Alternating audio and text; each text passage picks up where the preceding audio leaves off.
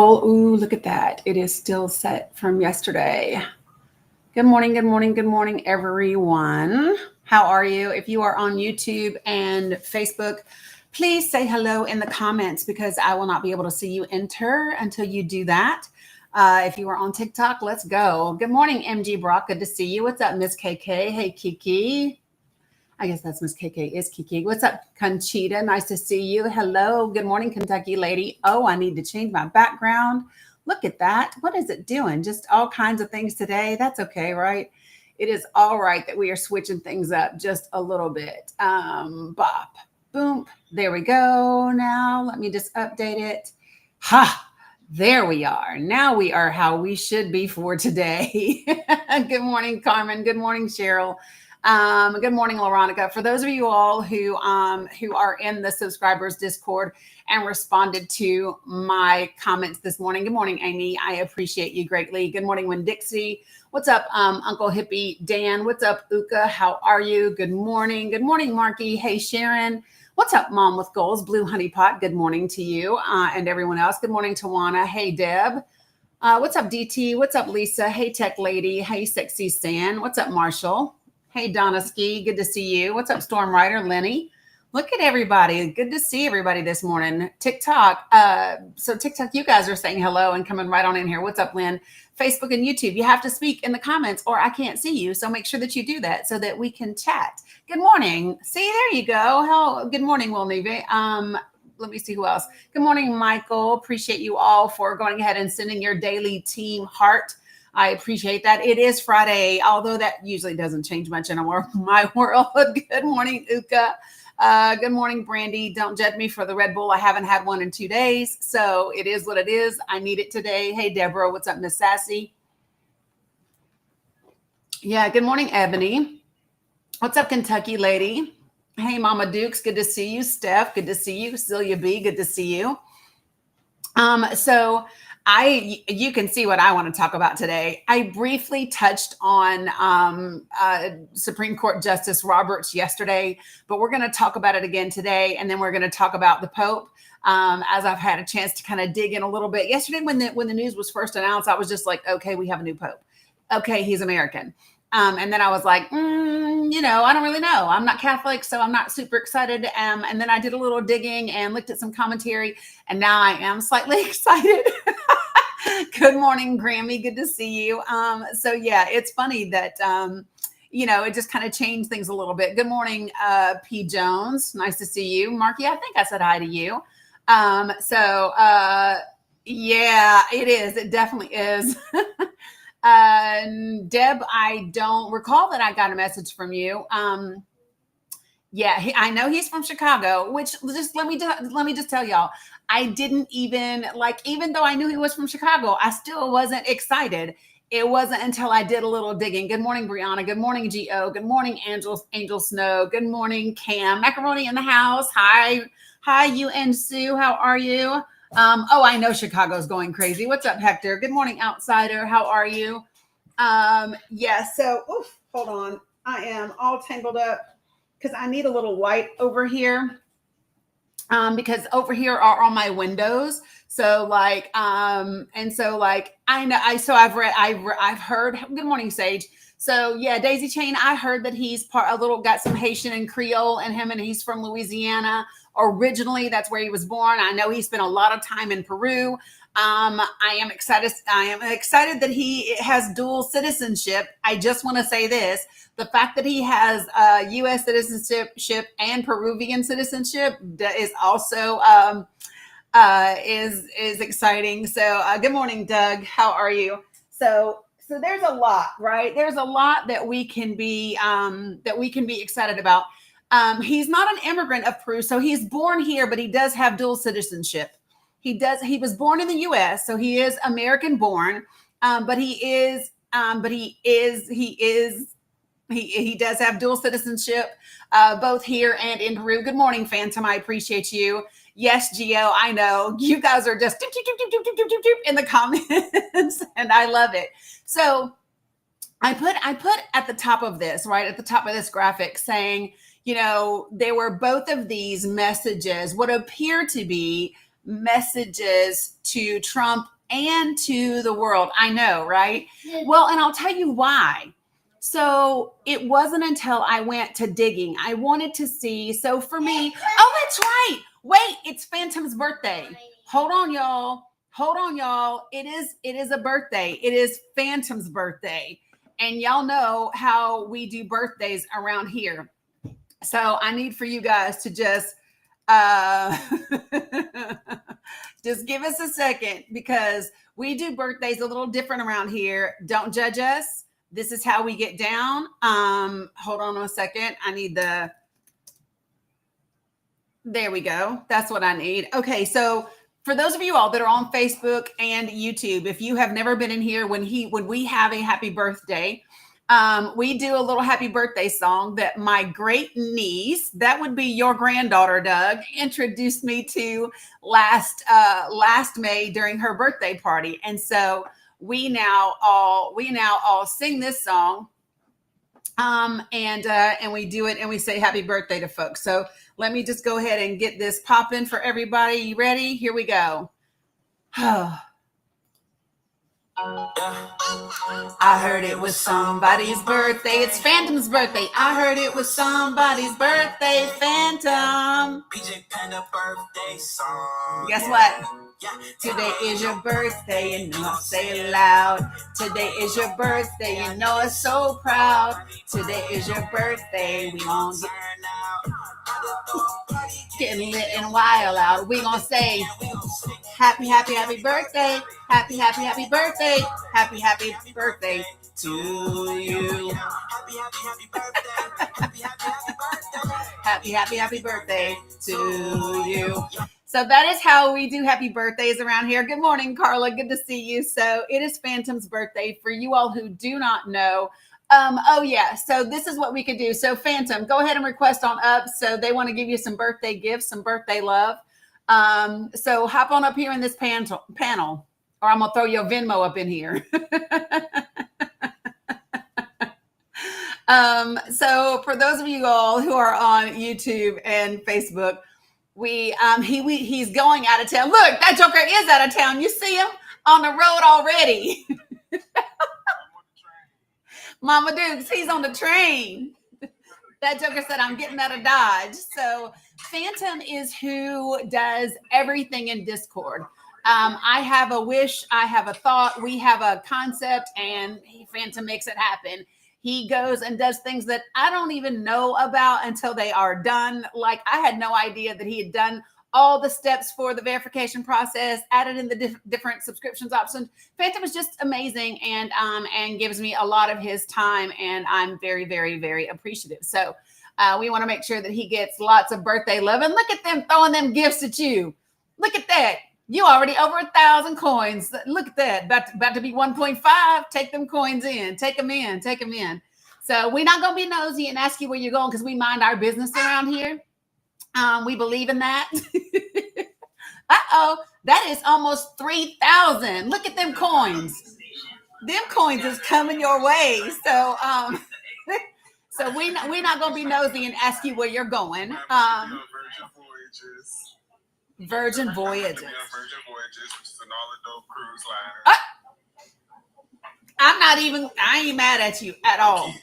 No kids. No kids. No nothing. So you don't want to hear nobody's crying youngin'. I feel you. I am not mad at you. I am not mad at you at all. I hope you have a fantastic time and do what you do and have a good time. So, I'm spending my birthday on Monday doing political work for the Michigan Democratic Rural Caucus. But it's okay. We got work today. You know what I mean? It is what it is, right? So everybody is telling you, look at that, 4,000 coins. They are doing it up for you. So everybody is saying happy birthday to you. We truly do appreciate all the work that you do. I want you to be safe, because things can happen. So be safe. I know you know how to take care of you, but I wouldn't be a mama if I didn't say that. You know how we have to do. But have fun while out. Listen, what happens on the cruise stays on the cruise. So do you, boo? Definitely. Yes. So, but we do appreciate you. Have a good time. Love you much. Look, somebody said, don't forget that sanitizer don't work. Okay. Well, you go on and we love you very much. Look, no, y'all don't be asking Catsman do. Leave that, leave Phantom alone. Go do what you do. Cheryl said, wash your hands. I cannot. Definitely doing that. Yes. Okay. All right. Love you much. See you later. Have fun. Happy birthday, baby. Bye. Bye. I love our community. I really do. I love our community on TikTok. Not that I don't love it on Facebook, because I do. Not that I don't love it everywhere else, because I do. It is just definitely a different interaction. Yeah, you missed the singing, Blue Honey Pot. But it's just different interaction. Yeah, that was great on a Friday. So you know, we love that around here. So all right. So the reason why I said messages to Trump and the world. So I really started to think about. So first of all, right, Farrah. Well, you can plug it back up when you get out here.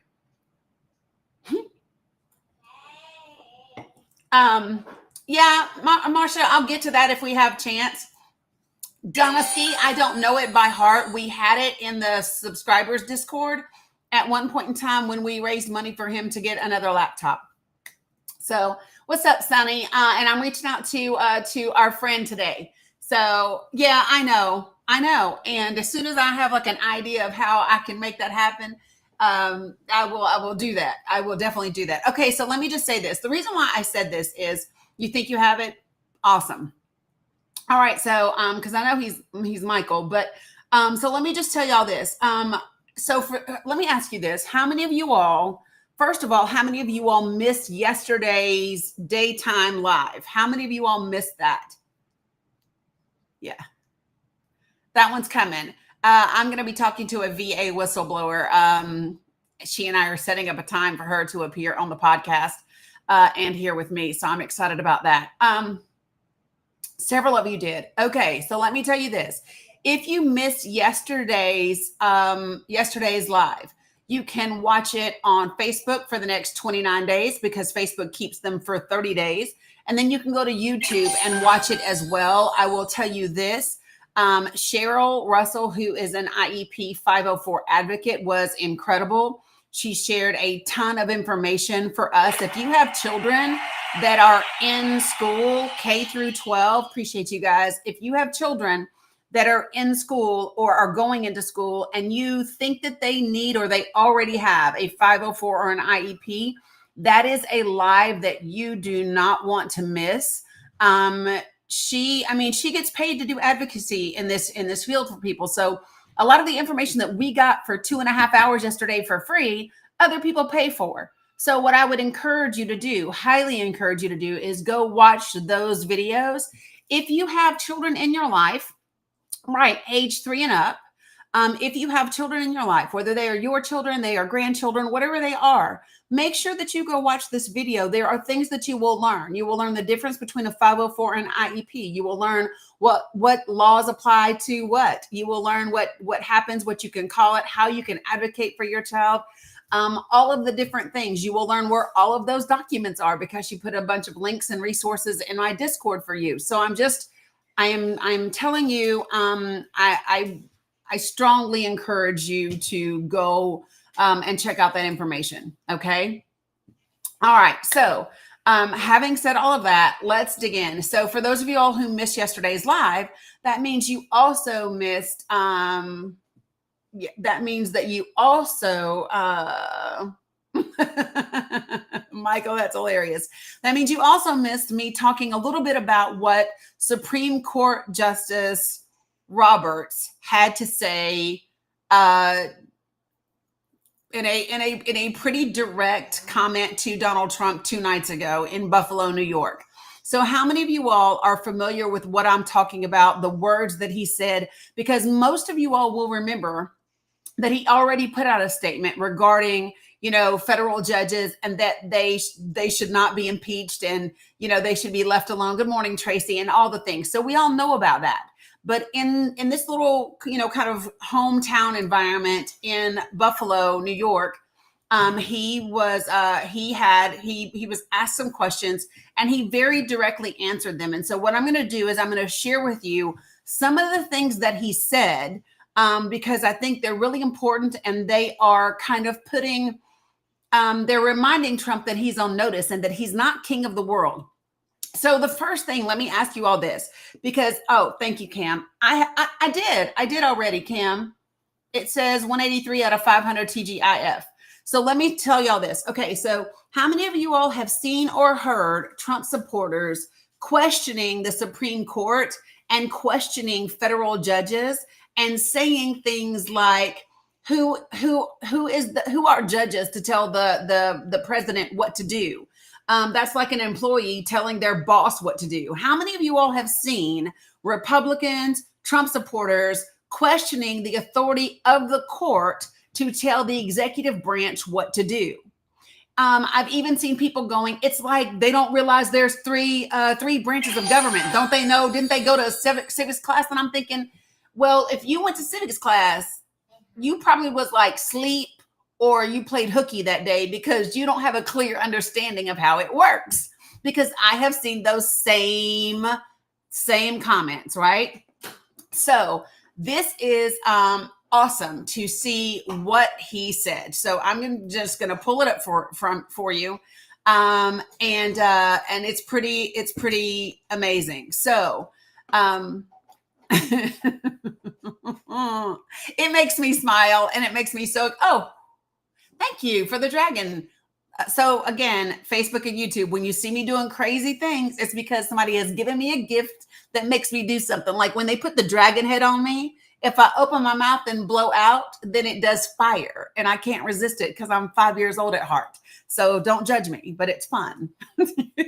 So anyway, so Justice Roberts was speaking at a public event in Buffalo, New York, right? And he was talking about an independent judiciary is a key function of the Constitution, and that it didn't exist in other countries when it was founded. So this was something that did not, hey, Veronica, didn't happen anywhere else until it was created here. And this is what he said. And now I'm reading a quote, okay? It says, quote, in our Constitution, the judiciary is a co-equal branch of government. So I want to stop right there. For the people who don't understand this, I'm going to say this very clearly. You have Congress, you have the judiciary, and you have the executive branch.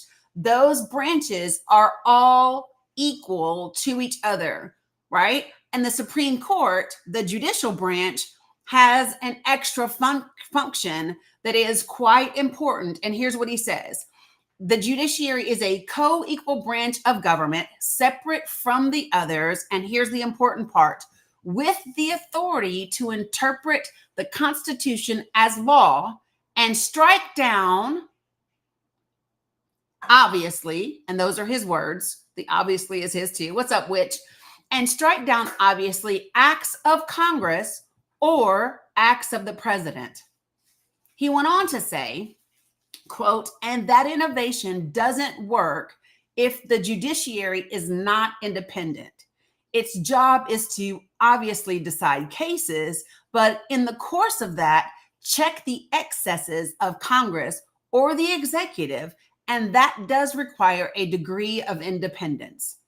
So I immediately listen to this, and I think he is unequivocally letting everyone know, okay, so just so that you all get this, this is appreciate you for extending your subscription.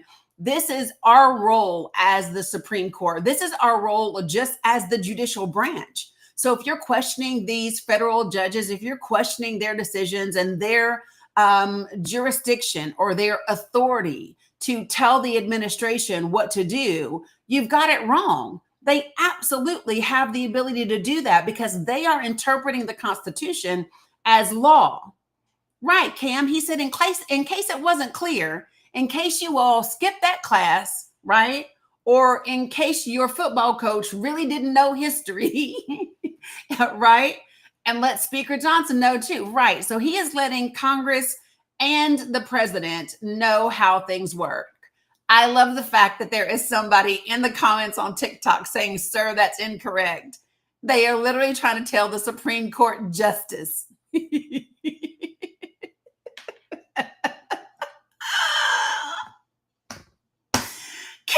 y'all know the absolute audacity it takes to try to tell a Supreme Court justice they don't know what they're talking about when it comes to civics and law? It's just crazy to me. It tickles me like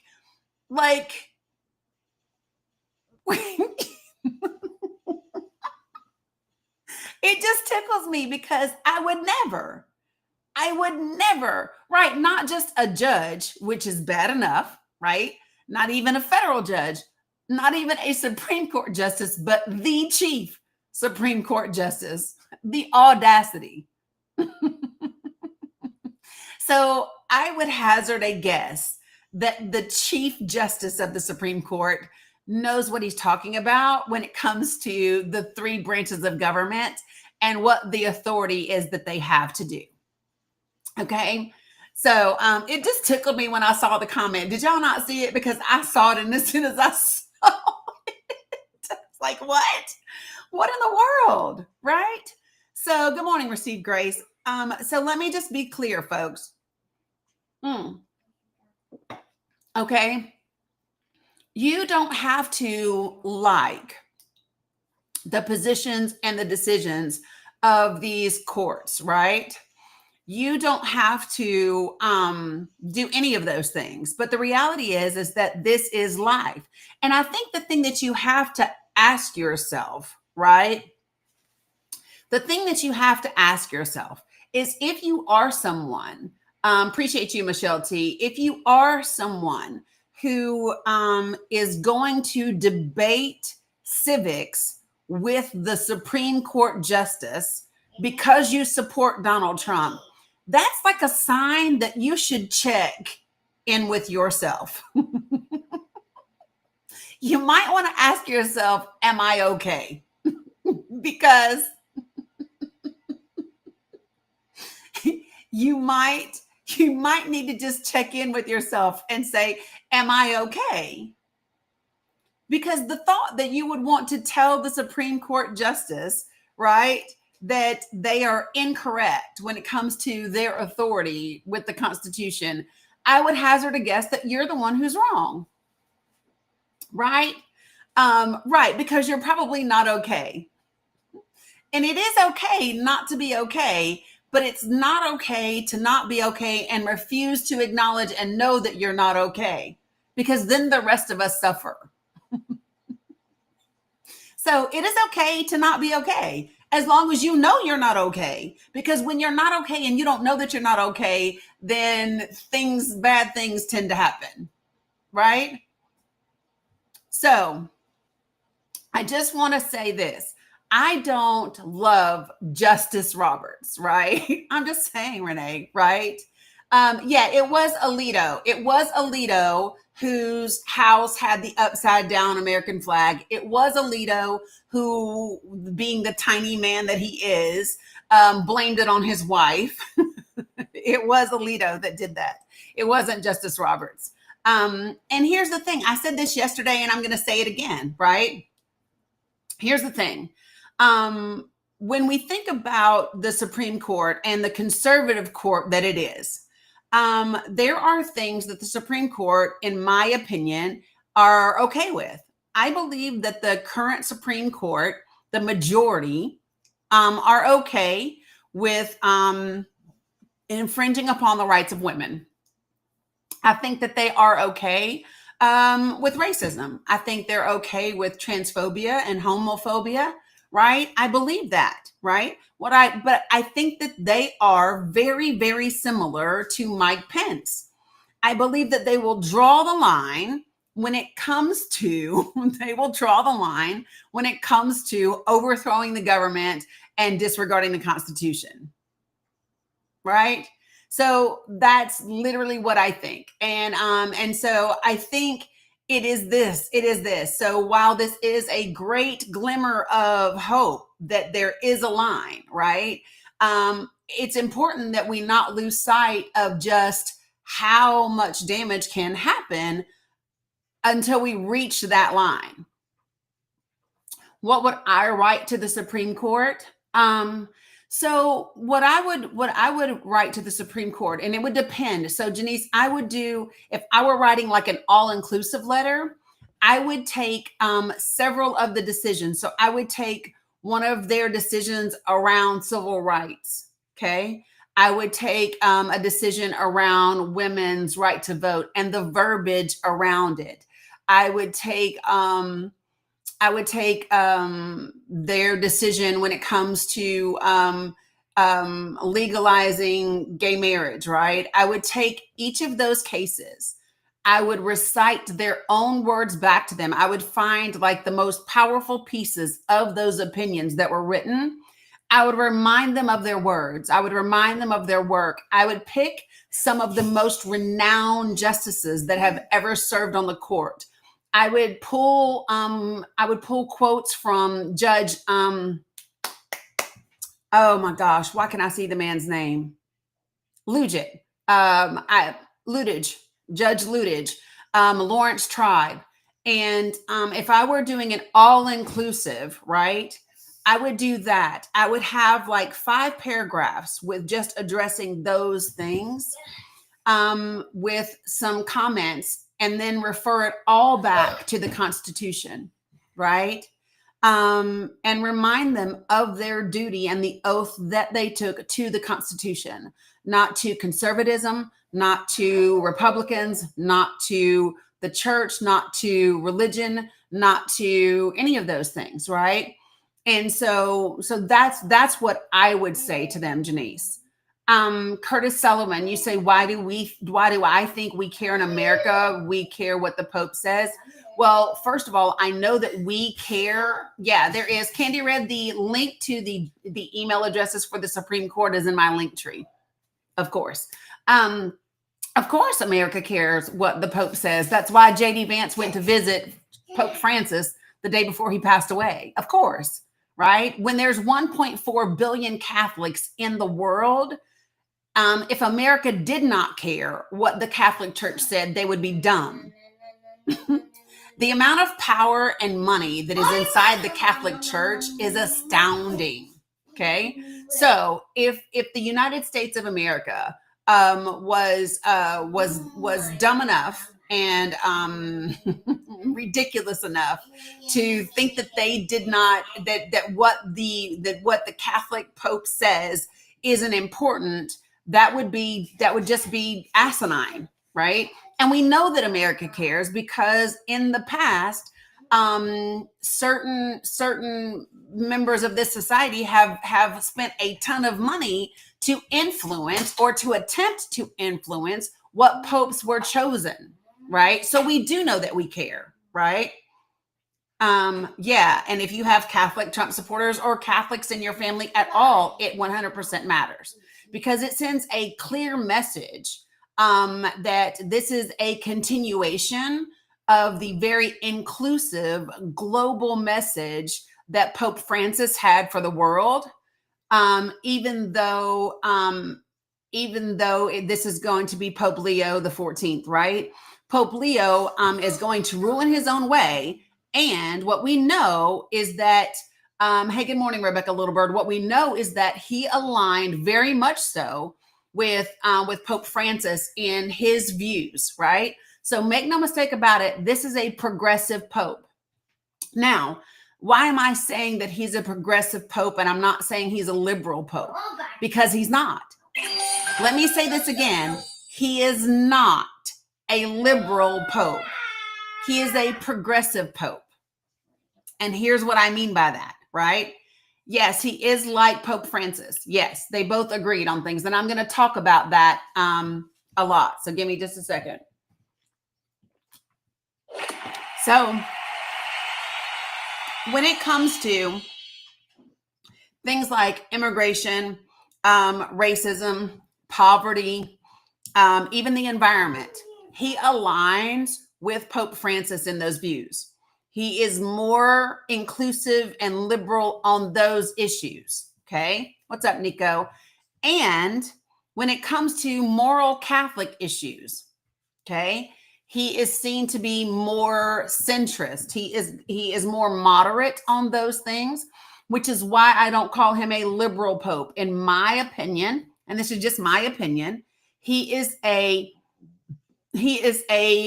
progressive pope, but I would not call him liberal. Some people will call him liberal. Some people will call him, people may call him any of those things, right? But the reality is that he's not.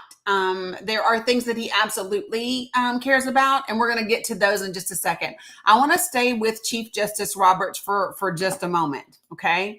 Because there were, when he was asked about calls from Trump to impeach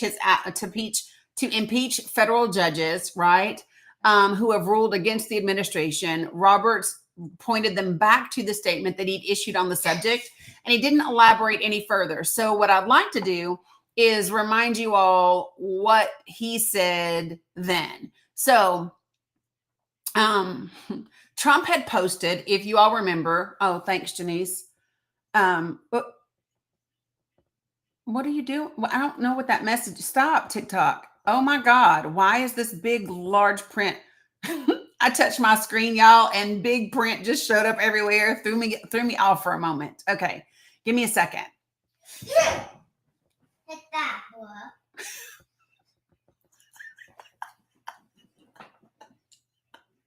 If y'all did not hear that, that is Mila playing her game. And she very energetically said, "Oh," and then she said, "Take that, bruh," in whatever game she's playing. No, don't do mine. That's Mila. She said, "Oh, take that, bruh."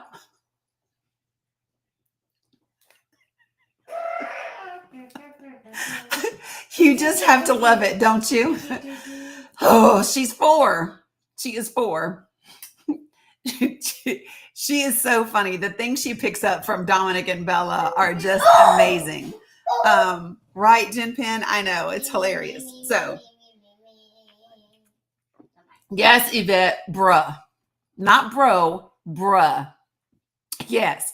Okay, so if you all remember, Donald Trump had posted, quote, "This judge, like many of the crooked judges I am forced to appear before, should be impeached." And this was after Judge Boasberg blocked the deportation of Venezuelan immigrants, right? Venezuelan migrants.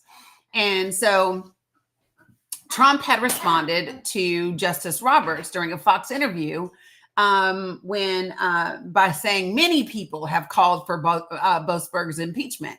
And Trump added that he, quote unquote, never did defy a court order, even though he did, right?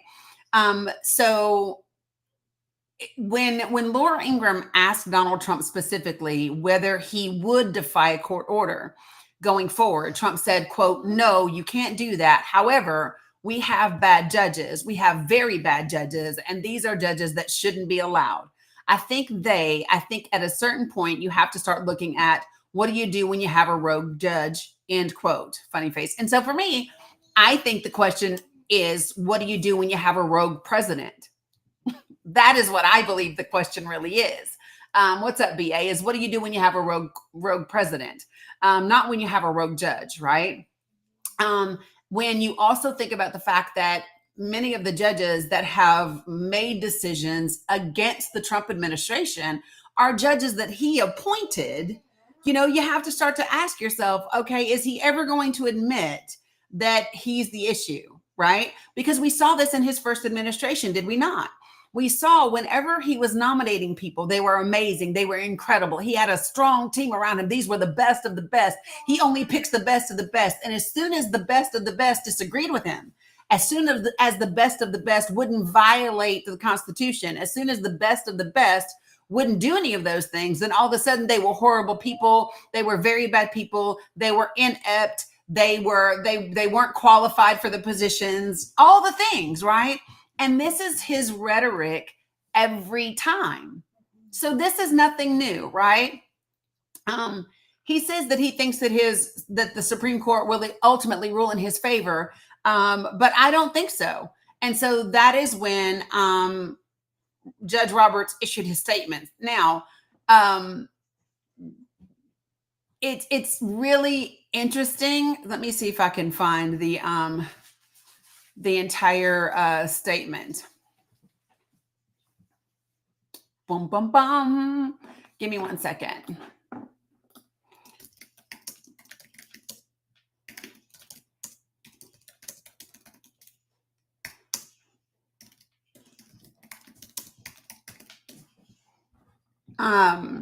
Yeah, so Delane Dax, let me just tell you, that thing about him is interesting because, you know, he got that from Roy Cohn. Roy Cohn is the one who taught him, you never admit that you're wrong, you always double down, you go on the offense, you never do that. That's where he learned that behavior from. And when Roy Cohn learned better later in life, when he was sick and his partner was unaliving, you know, he saw Donald Trump take that all the way to the very end, even to the detriment of Roy, his own mentor. What's up, Denise?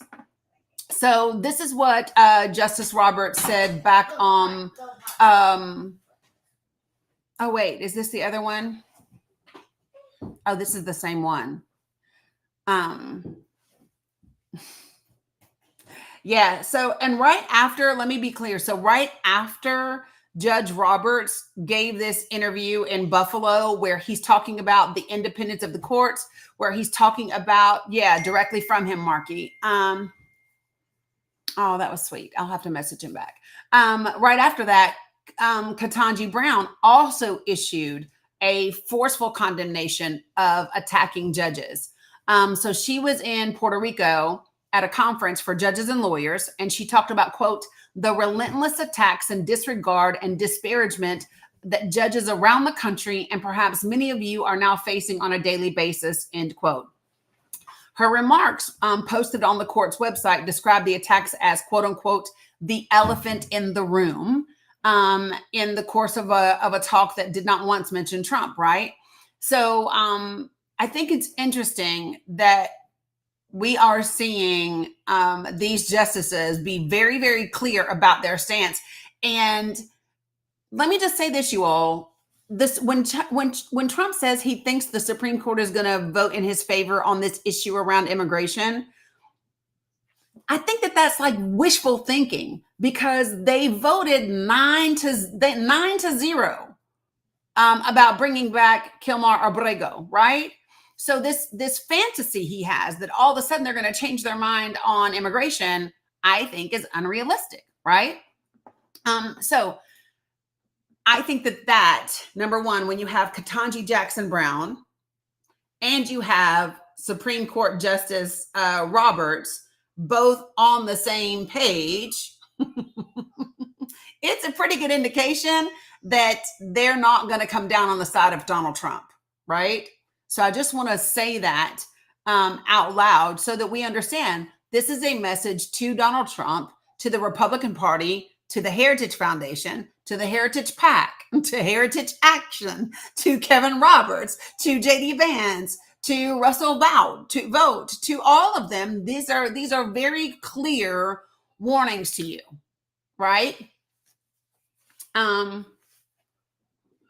Noman Patel have said not bringing him back. Well, so this is the thing. So Judge Boasberg has said they have an opportunity to rectify that. And when they don't, he will proceed with criminal contempt charges. And that's what we can expect to happen, because I don't believe he's going to back down. What's up, Beach Bum Wannabe, right? So I'm looking forward to that, to be quite frank, right? And my hope is that it's Bondi. What's up, Michael Anthony, right? Are we in an active constitutional crisis? Of course we are. Of course we are. Like, that's not a question. I don't think, right? It's my opinion that that's not a question. What I do think is that phrase is being overutilized and people are numb to it and have no idea that it's not striking home with anybody, right? If I say we are in a clear constitutional crisis, people are like, what the fuck? Like, what does that mean? What's the impact of that, right? I don't think that phrase is going to do anything for people. I think that you have to bring it home and make it make sense for people on their level and meet them where they are. Folks, if many people, let me don't say most people, but when many people don't understand that the three branches of government are co-equal, when they don't understand that it is the judicial branch that interprets the Constitution as law and can therefore put the Congress and the executive branch in check. If those people don't understand that basic thing, you cannot expect those individuals to have a great grasp of the Constitution. When people believe that that the Second Amendment is just about the right to bear arms, and they forget all the other pieces in that amendment, again, asking them to understand or to have an accurate understanding and a full comprehension is, I think, too much, which is why the words constitutional crisis, right? No, I think you're right, Michael Anthony. I think that we are on very loose gravel. We are, I would say we are at the edge, but we have not gone over the cliff. I would say that. And I think the only reason we are not over the cliff is because of the judicial system. Yeah, I'm aware that two judges were arrested, but those judges weren't arrested because of their decisions. Those judges were arrested because maybe they broke the law, maybe they did not. Not for me to say. That's why we have a judicial system. Listen, guys, judges can be and have been arrested in the past. Y'all get that, right? Citizens have always been able to be detained. You just can only be detained for a certain period of time as a U.S. citizen. You have rights. Yeah. So Timmy Cat 6, when you understand, so what they are claiming is, yes, baby. Yep, I can. Yep, I can. So who can come up here really quick and give me just a minute of a pause while I go help Mila real quick? Who can do that for me? Yay, Jen. Thank you very much. Good morning. Oh my gosh, I'm really finding this topic very fascinating. And I love Danny's perspective. I hope you guys do too. While she's taking a quick break, let's keep our hands moving. Let's keep those fingers tapping, because tapping is clapping and it's free. The other thing that's free is sharing this live. So if you guys can, let's remember to use that little curved arrow at the bottom right-hand corner of your screen. If you don't have anybody in particular you want to share the live with right now, please click that button anyway, and then click copy link. So good morning, everybody. Make sure you click and copy link. Do it a few times, here and there. It doesn't have to be right in a row, but let's not forget about that, because that too helps the TikTok algorithm and gets the content pushed out to the FYP. If you haven't done so yet today, there should be, if you have joined Danny's team, and if you haven't joined Danny's team, I highly suggest it. You get these little cool icons next to your name in the chat. But if you have already joined her team, there's like a little orangish or reddish heart to the right of her name on the upper left-hand corner of your screen. Please remember to tap that every day you come in.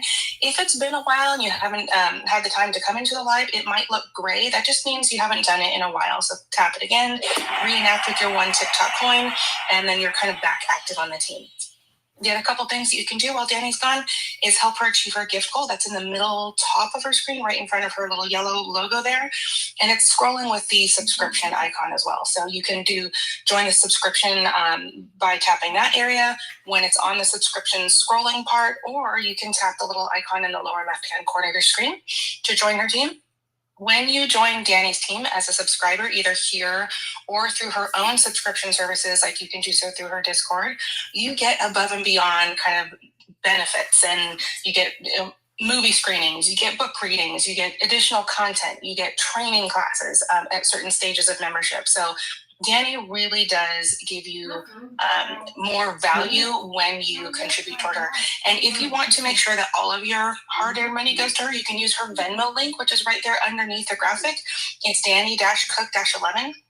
that helps her with things like printer, toner, ink, and paper, highlighters, and other things that she does, including, maybe a little bit of travel, because she does a lot of this work, you guys, firsthand. And you guys can hear that in what she's telling us and her perspective and all of her life experience. So I want to just thank everybody for doing all of those things and keep that tapping going. I know we're at 81,000. We have almost 200 people in here. So let's just power tap as fast as we can. Let's get to 100,000. And that'll help, again, the algorithm, and helps protect the live in number of ways. So, yeah, sorry, I had to slow down there just a second. Yeah, just a second. I appreciate you, Jen, for the Jen Marshall. Thank you guys for the gifting. Yep. Yeah. Thank you guys for gifting, Help me out when Jen. I can. I love it. I appreciate it. Thank you guys so much. Thanks, Jen. You're welcome. Okay. So, blah, blah, blah, blah, blah. So this is where I was at when we were talking about expecting people, when we use the verbiage constitutional crisis. I just think it just goes over people's head. It's very high level. It's very surface. What does that actually mean? Do we understand exactly where we are, right?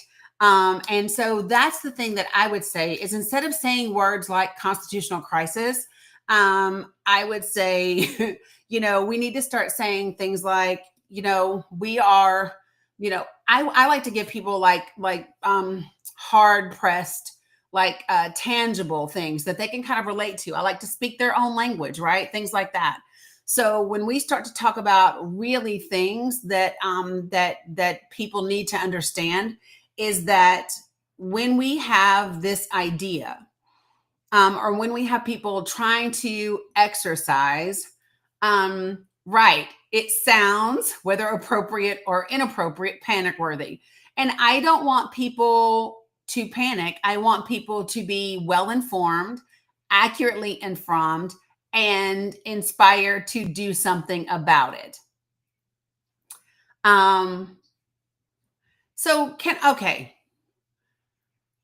Marky Johnson, this is my opinion. What's up, Freeman? My opinion is, I think it's dumb to do impeachment. And the reason why is we don't have the votes for impeachment to pass. I think it is a waste of time and energy. I don't think we're going to say anything new in there that Cory Booker didn't say in his filibuster, that Melanie Stansbury hasn't said on a regular basis, that Jasmine Crockett and Bernie Sanders and AOC hasn't said, that all of these individuals, that Chris Murphy hasn't said. I really just don't think that that's like our best thing. And I need to remind people that behind the curtain of impeachment sits in waiting JD Vance. I just want to remind people of that, right? So just throwing that out there. And behind JD Vance is fucking Mike Johnson. So can we remember how this works? It's the president, the vice president, and then the Speaker of the House. All of those options suck. Okay. And I'm not saying they suck because they're Republican. I am saying that they suck because they are bad for the country. They are bad for citizens. They are bad for migrants. They are bad for people. They are only good for rich Christians and corporations. Yeah, baby. What? Oh, you don't like it? Okay, babe. Oh, thank you for giving it to me in my hand. You ever had a toddler walk up to you and say, "This nasty," and just spit it into your hand? Yeah, lovely. Just amazing. So much fun. Oh my Jesus.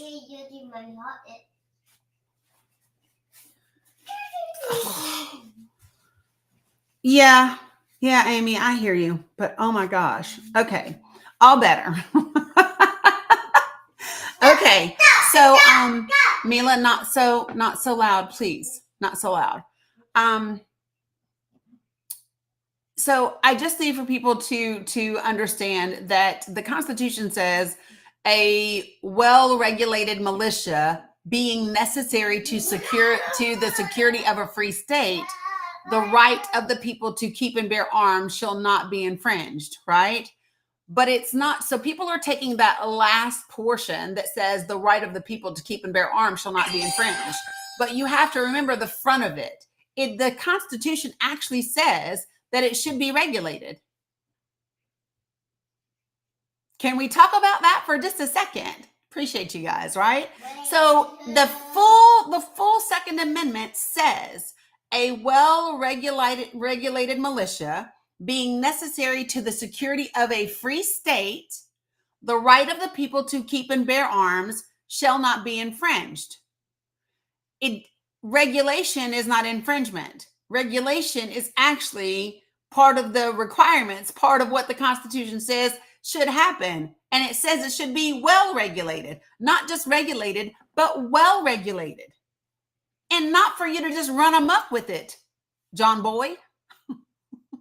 Not just for you to run amok with it, but there's an intention behind it, right? And I think that that's what some of you all don't understand about, like, and this is why I'm saying. So let me just put it to you this way. When you all talk about, the Second Amendment, right? And you say, nobody's coming for my weapons, my pew-pews. When you say that, right?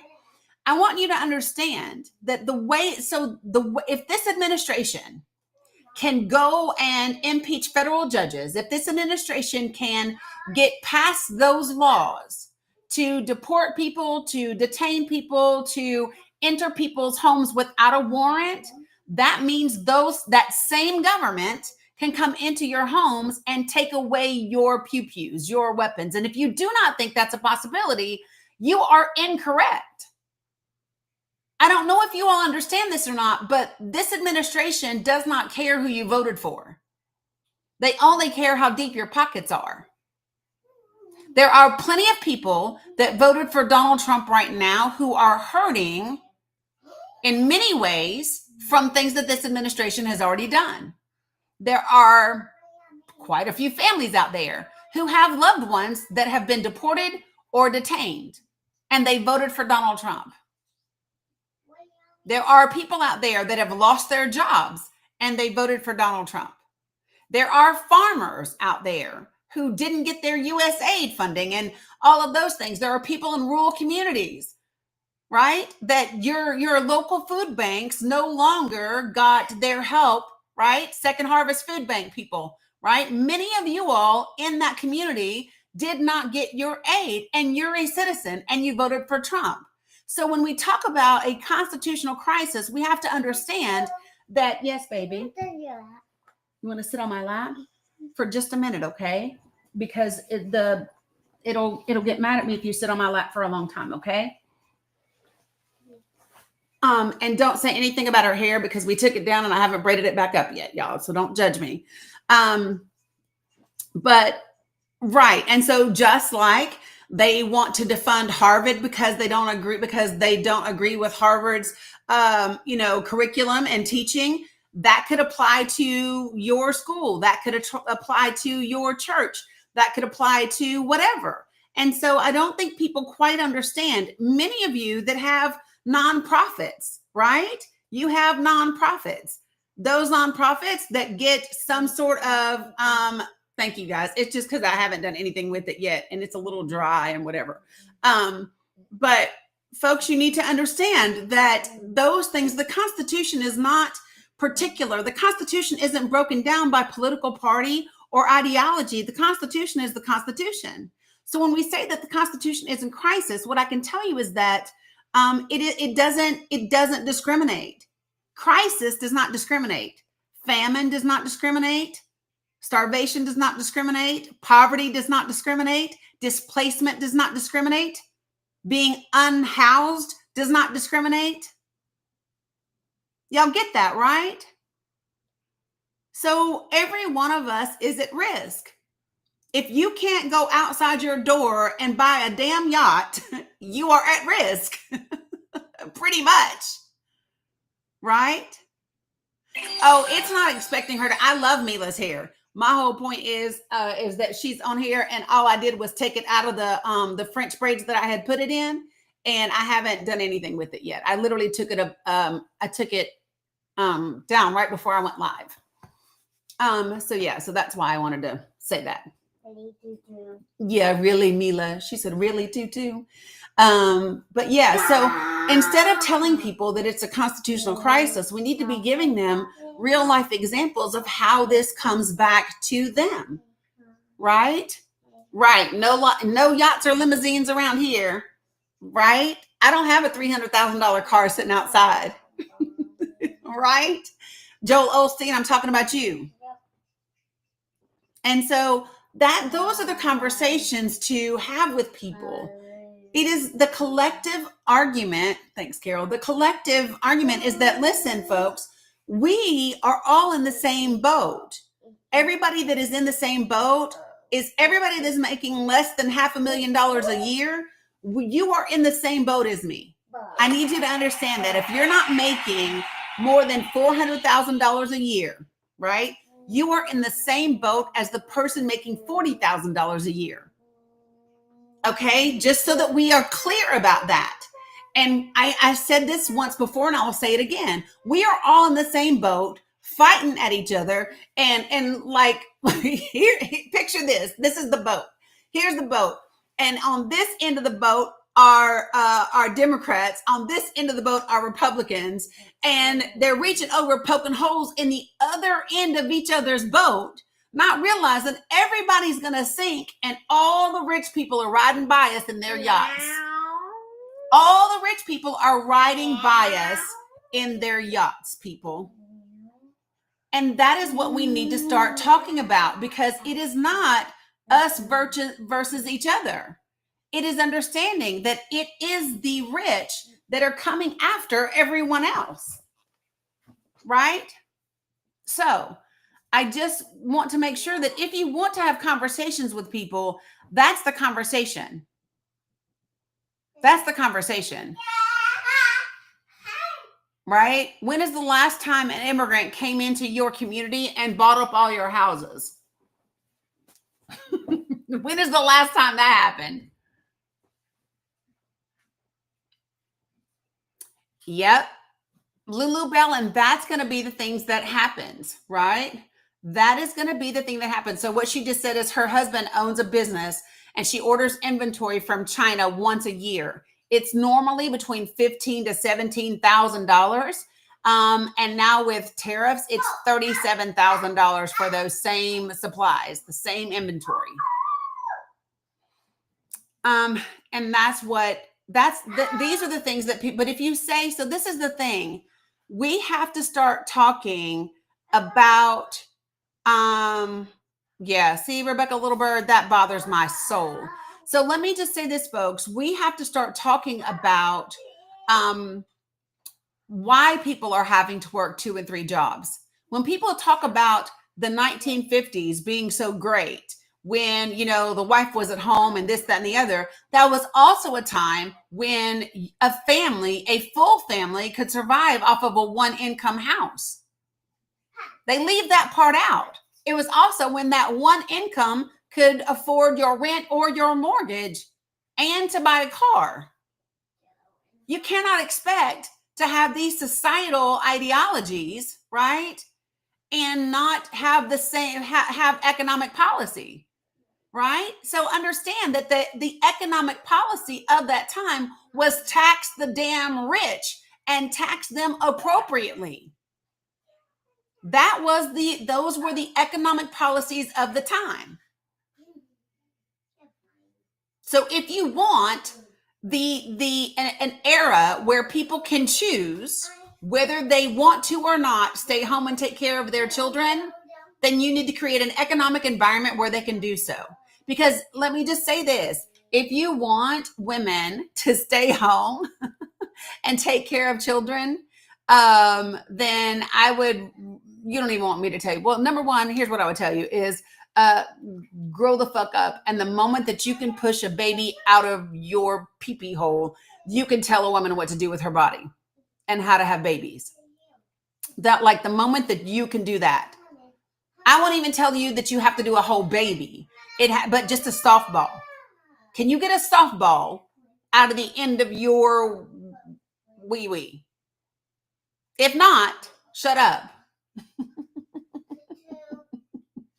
But you just have no say. You have no say at all. Or I'll tell you what we can do, men. We can let you have babies, and in order to get it out of the end, we can just take a scalpel and just cut the end of it and then sew it back up the same way that happens for women sometimes. How about that? What's up, cuz? Don't worry, we'll just sew it back to a normal size hoe. You're fine. And then you can only take like 6 weeks off from work and then get back at it, damn it.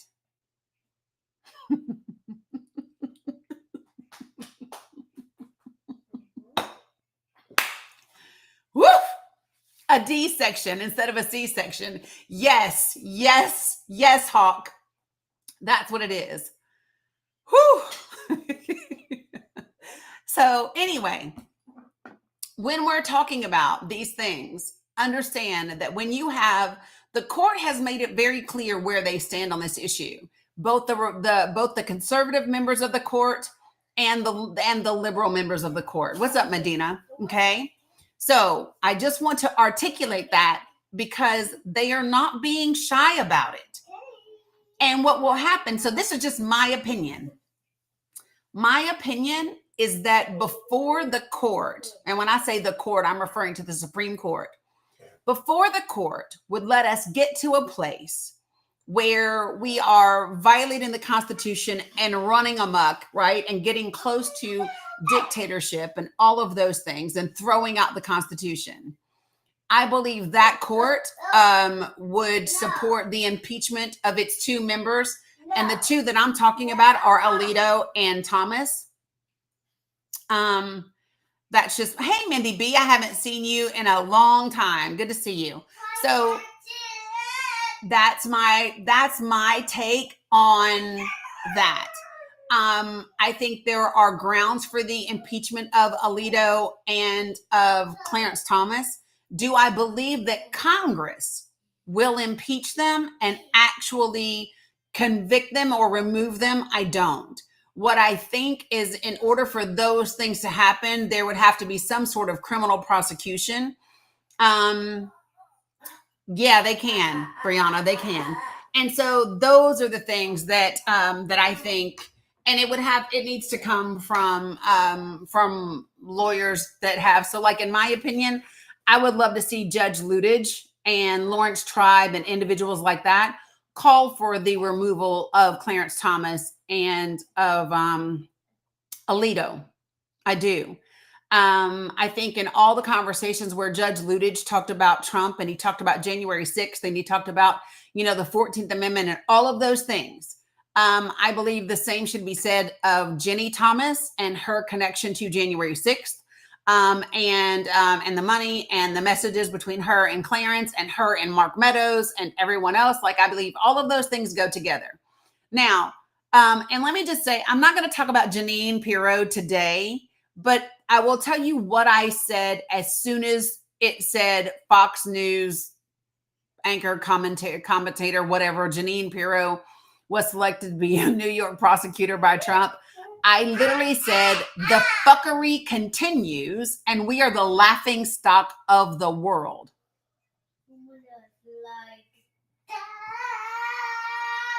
I'm just saying, that is just what this is. My thought process is, the fuckery continues and we are the laughing stock of the world. Mila, plug it back up where I did, right there.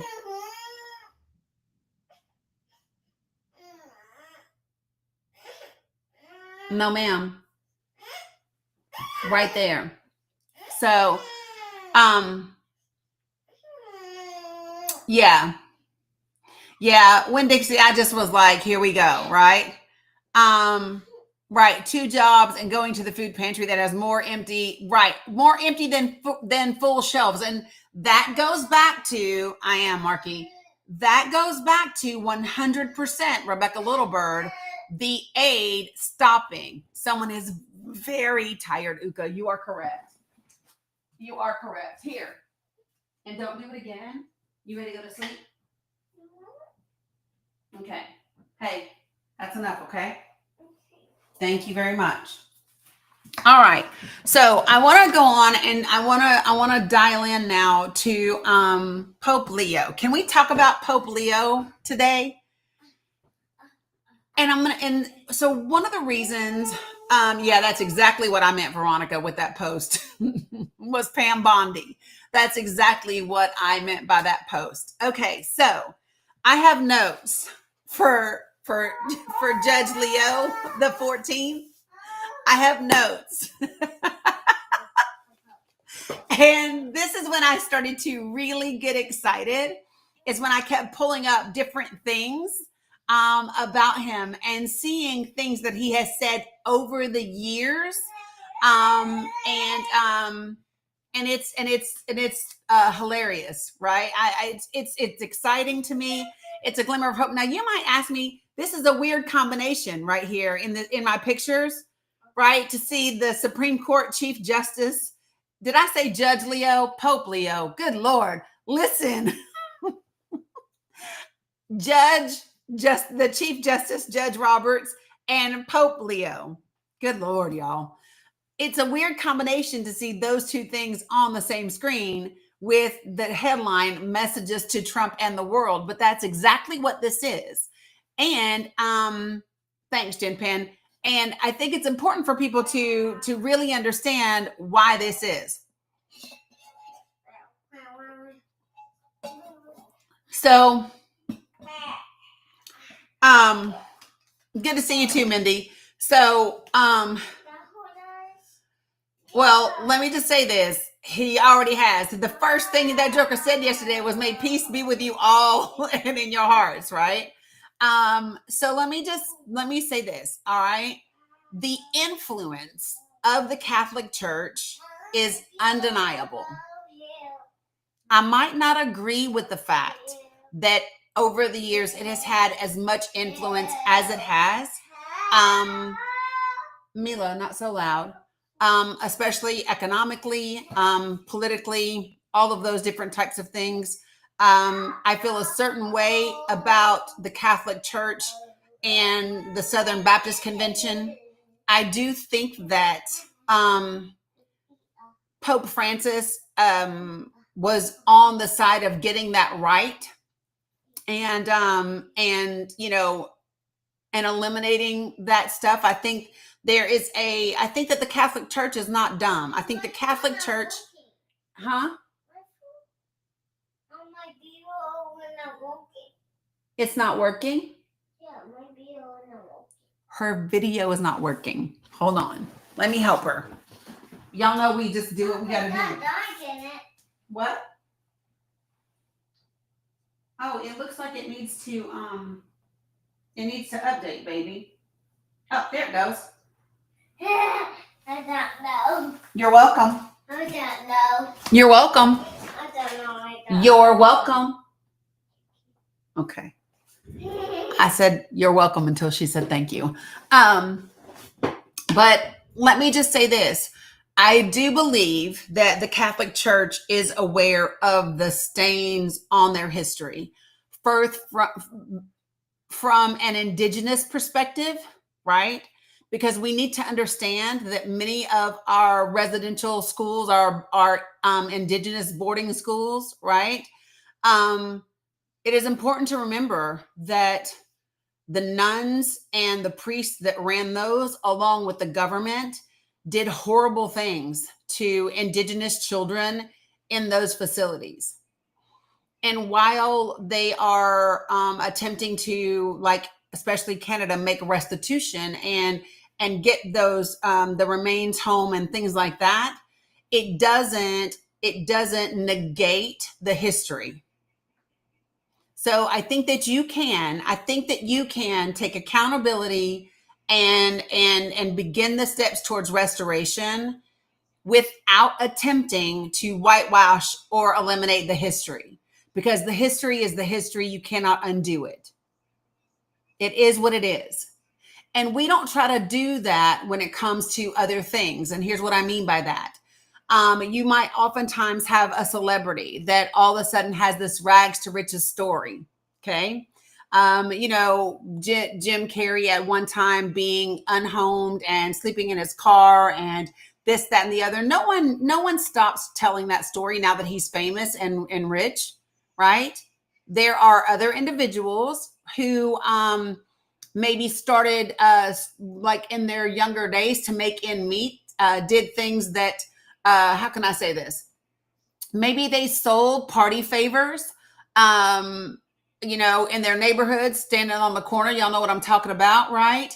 Maybe they sold party favors and whatever. And then all of a sudden they got a hit record. They got a record deal. They got this deal. And now they're rich and they're this and they're that.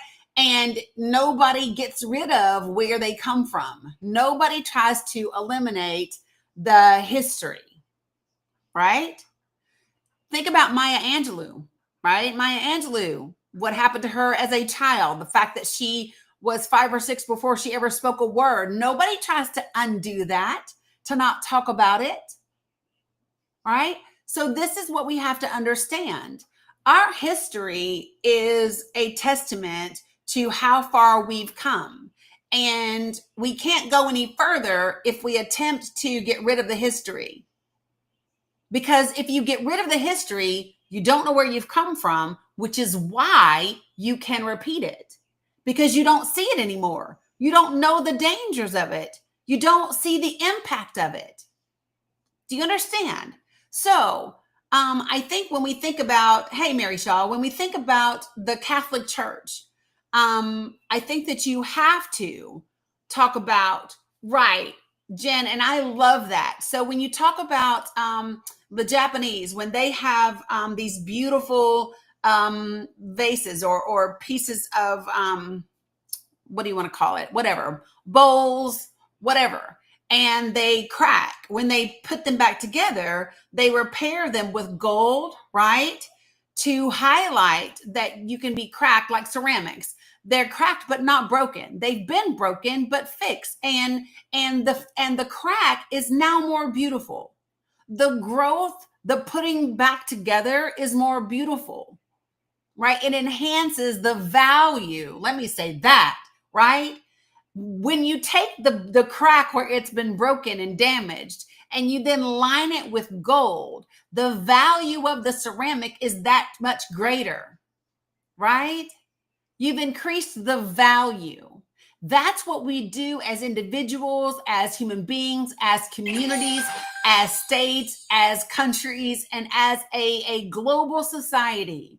When we take the places where we have been fractured, where we have been cracked and broken and separated from each other, and when we put them back together with hope and acceptance and inclusion and understanding and connection, we make the group more valuable as a whole. Okay? And so when we think about the position that we are in and what lies ahead of us, we have a tremendous opportunity to do that very same thing.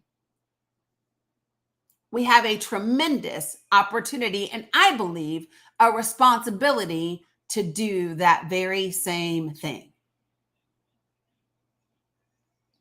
So when I think about Pope Leo XIV, okay, I wasn't excited that he was an American.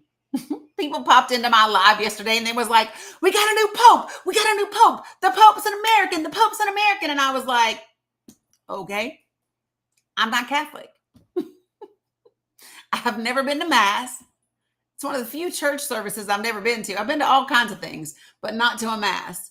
The closest in my mind, having never been to one, the closest to a Mass in my brain is the fact that I've been to a Presbyterian church, which was the driest, most quiet church I've ever been in my life.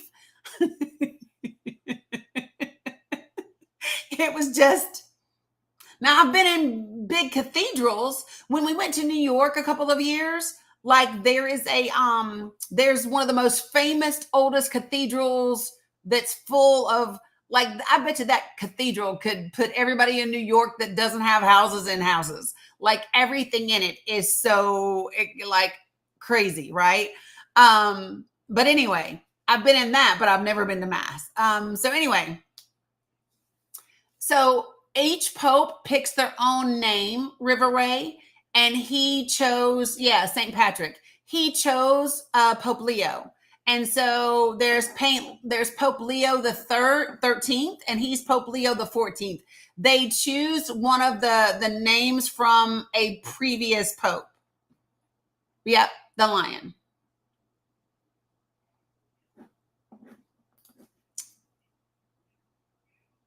Yeah, so let me just say this. When I think LDS Church, I don't think quiet and boring. I just, but, oh, well, that's because, Laura, that's what every pope does, right? They go by a different name. So, and we are. So, Rebecca Littlebird, we are definitely looking at an opportunity to, what I say, not recreate the government, but to we have an opportunity to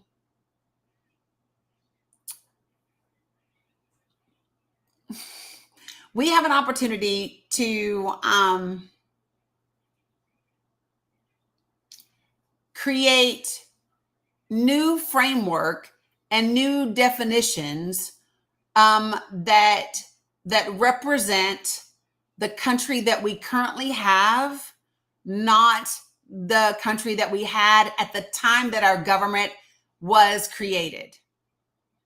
Right? So that's what I would say. So I don't want to say recreate, because I don't want to bring anything that's done back. But I believe that we have an opportunity to create a government today with the appropriate terminology for the society it now represents.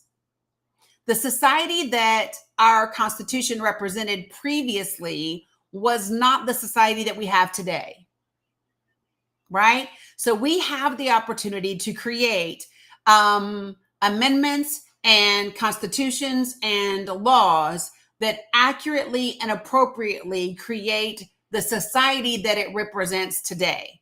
Because our Constitution and our laws should represent all of us, not just one particular part of us, right? So Patrick Harvey, the Pope is ridiculously important because the Catholic Church, so if there are a little less than 8 billion people in the world, it's like 7 point whatever billion people in the world, 1.4 billion of them identify as Catholic. That is a significant number. When you think about the impact that the Catholic Church has around the world, the enormous amount of money that the Catholic Church has, the enormous amount of influence that the Catholic Church has, that is why it's important. So if they had selected a pope that was conservative, if they had selected a pope that was not on the side of immigrants, if they had selected a pope that was not on the side of people who are in poverty, if they had picked a pope that wasn't inclusive, that would have been a sign to the world and the Trump administration, right along with Hungary and these other societies, that the direction that they have been going is acceptable to the church. So by selecting this particular church, they are sending the exact opposite message, not only to Donald Trump, but to the entire world. And it matters. And they are sending that same message to 1.4 billion Catholics. Okay. So let's talk, first of all, one of the things right off the bat that matters is, yes, this Pope is from America. He was born in, if I'm not mistaken, Louisiana. Give me 1 second. Oh.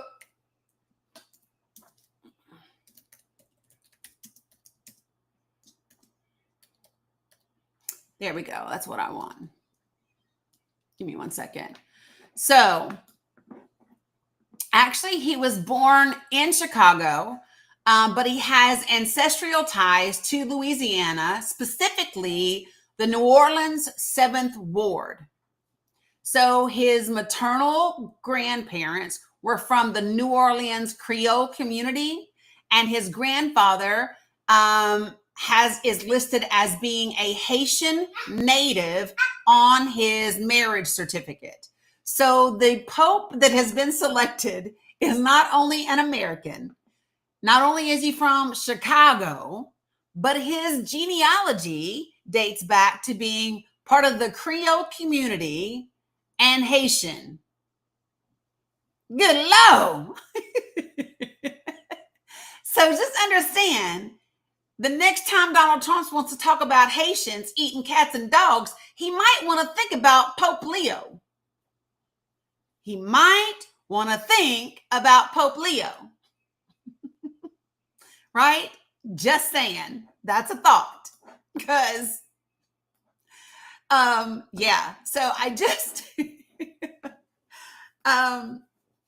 so his maternal grandparents, Joseph Martinez and Louise Bacchia, were members of the New Orleans Creole community, a diverse group with roots in Louisiana, Haiti, and other regions. His family lived in the 7th Ward of New Orleans, right, back then, and they eventually moved to Chicago, where he was born and raised. Love that.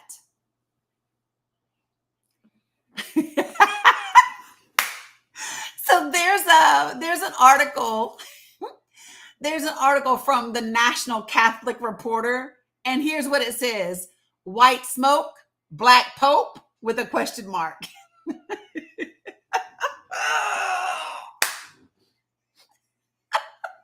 I'm sorry, but it just made me laugh. So for those of you all who do not know, Haitians are African, right? So it says, genealogist says Leo the 14th has Louisiana African roots. Whew. So that's his chosen name, Pope Leo the 14th. And he's the first North American Pope, the first American Pope, and the first Pope with African Creole ancestry. How about that? So I will tell you some of the things that he said yesterday in his first speech.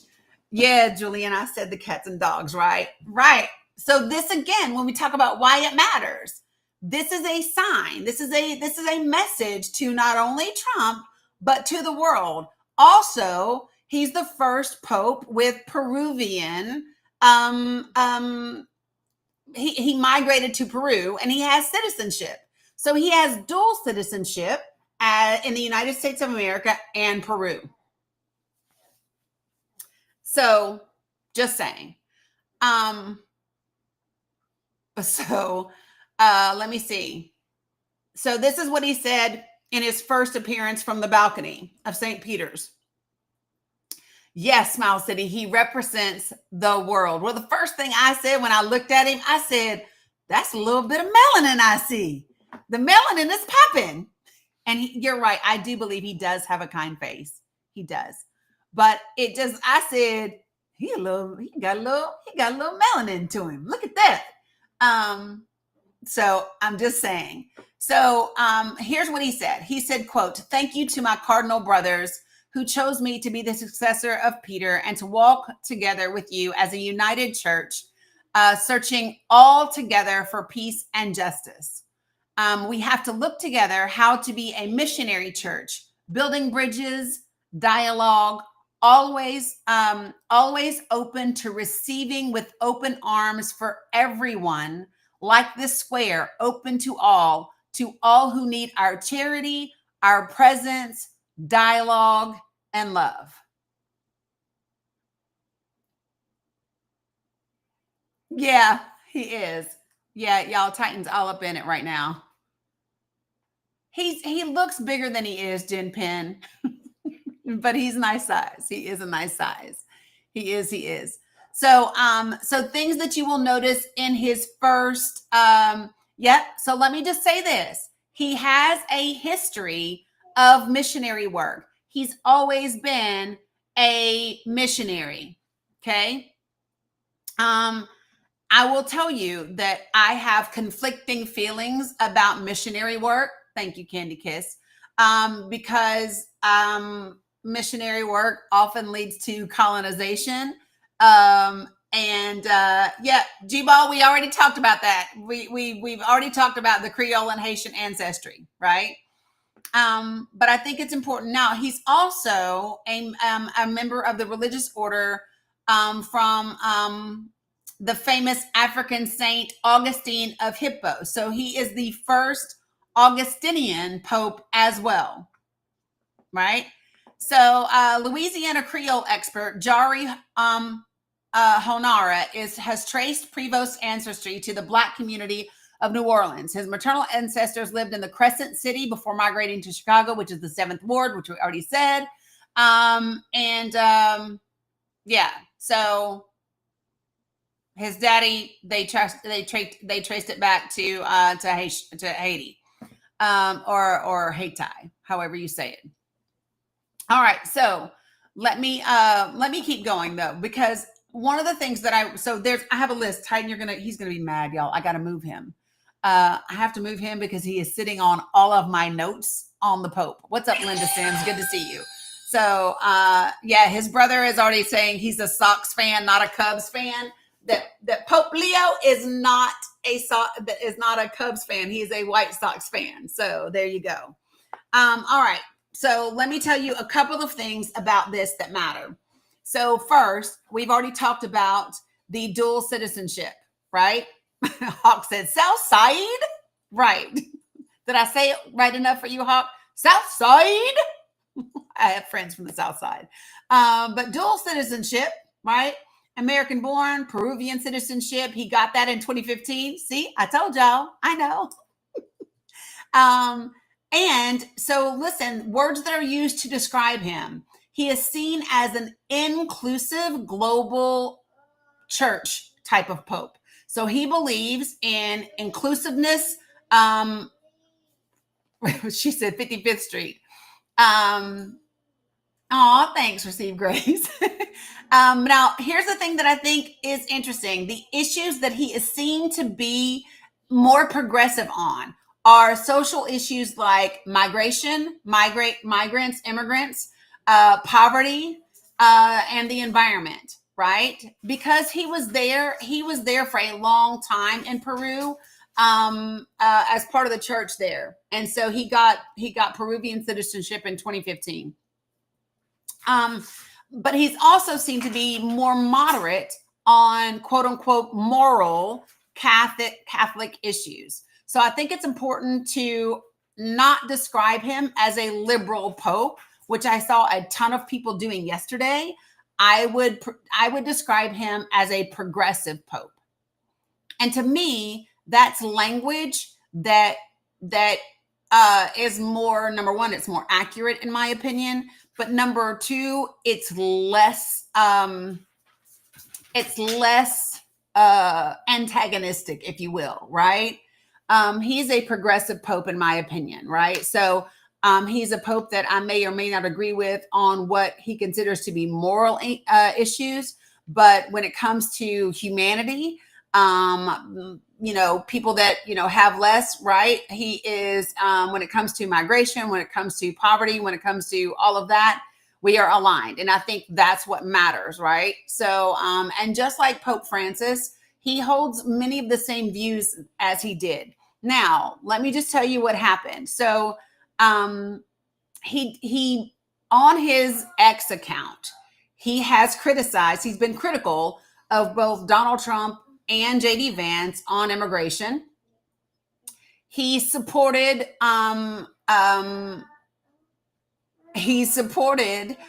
preventive medicine during C-19. Y'all know what I mean, the jab, right? Appreciate you, Jinping. Now here's another one that I want to tell you.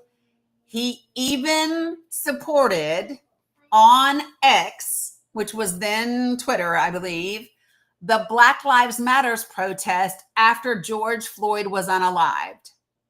In a 2020 tweet, he said, quote, "We need to hear from more leaders in the church to reject racism and seek justice." End quote. So again, he said in a 2020 tweet, quote, "We need to hear from more leaders in the church to reject racism and seek justice." So I just wanted to kind of say that part twice for people. So if you all remember the interview, it is a very powerful message. And again, this is why this choice as Pope truly does matter. Okay. Hold on.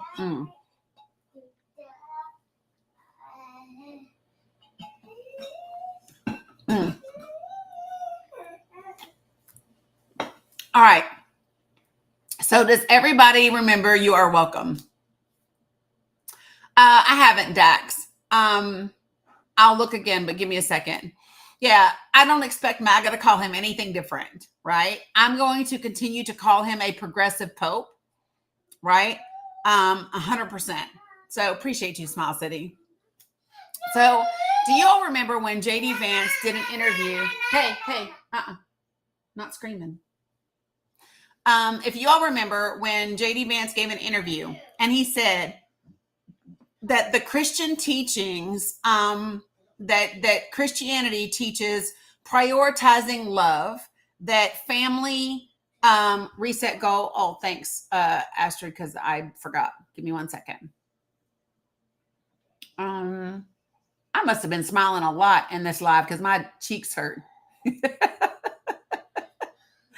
Okay, so let me give it to you. So J.D. Vance had said that Christianity teaches prioritizing love, that it's family first, neighbors, community, citizens, and then the rest of the world. Do you all remember when J.D. Vance said this? Because I do. Because I immediately said, I don't see that Jesus said that anywhere. Yep, Jesus did not say that anywhere. And guess what? Pope Leo said the same thing, right? Said the same thing. So let me tell you.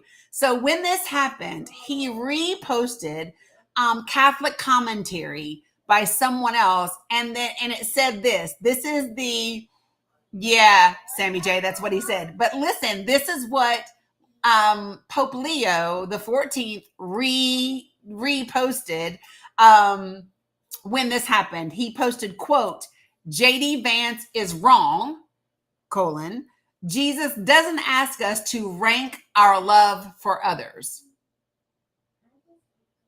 So I don't even got to read the rest of it. I could have stopped at J.D. Vance is wrong and been happy, right? But for the rest of the Christians out there that somehow think that Americans are better than everyone else, or that some people deserve things more than others, that immigrants are second to citizens, I love the rest of the statement. Jesus doesn't ask us to rank our love for others. It's not a thing. Right, Sammy J. Okay. And then he shared a post that had commentary about Kilmar Abrego Garcia. Okay, you ready? Here's what he posted. This commentary said this, quote, the commentary called his deportation illicit. And then it said, do you not see the suffering? Question mark. Is your conscience not disturbed? Question mark. How can you stay quiet? Question mark. That is the commentary that Pope Leo the 14th shared on his X account regarding Kilmar Abrego Garcia. Do you not see the suffering? Is your conscience not disturbed? How can you stay quiet?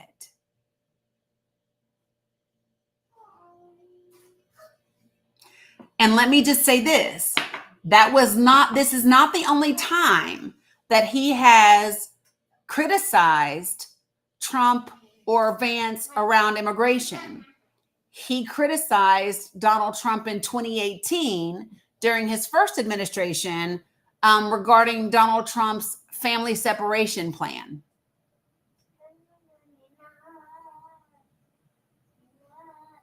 So for me, and I am not Catholic, right? For me, this is a phenomenal message, a very powerful message that is being sent not only to Donald Trump, but to the entire world. Like, I just need people to understand. There are 1.4 billion Catholics in the world, right? So yeah, Brianna said Vance is about to decide he's not Catholic overall. So for those of you all who do not know, J.D. Vance converted to Catholicism. Kevin Roberts, who is he was, let me clarify. Kevin Roberts was the president of the Heritage Foundation until July of 2024. And what happened is when mainstream started talking about Project 2025, Kevin Roberts stepped down. Other things that also happened is Kevin Roberts' new book, right, A Dawn's Early Light, was originally scheduled to be published in September of 2024. They delayed that publishing until November 12th, 1 week after the election. Now, what's interesting about this, you're welcome, Julian, is that J.D. Vance wrote the foreword for that book. And the entire foreword was published back in July of 2024 by the New Republic. The New Republic is an online news reporting agency. But what's interesting is that you did not hear mainstream media pick this up. No, he did not do that for his brown wife. She is not Catholic. His wife is not Catholic, does not want to go to Mass, and he has stated that he apologizes for having to drag her there every Sunday now with her 3 children. No, he did that for Kevin Roberts. And he says so in the foreword that he wrote for Kevin Roberts' book. Yeah. So let me just say this, okay? What gets me about this is the foreword that J.D. Vance wrote for Kevin Roberts' book was published in July last year by the New Republic. So, whenever a book is about to be published, that they make the book available to press and to media ahead of time so that critics can read about it and they can write their reviews. Y'all know what I'm talking about, right? Y'all know what I'm talking about?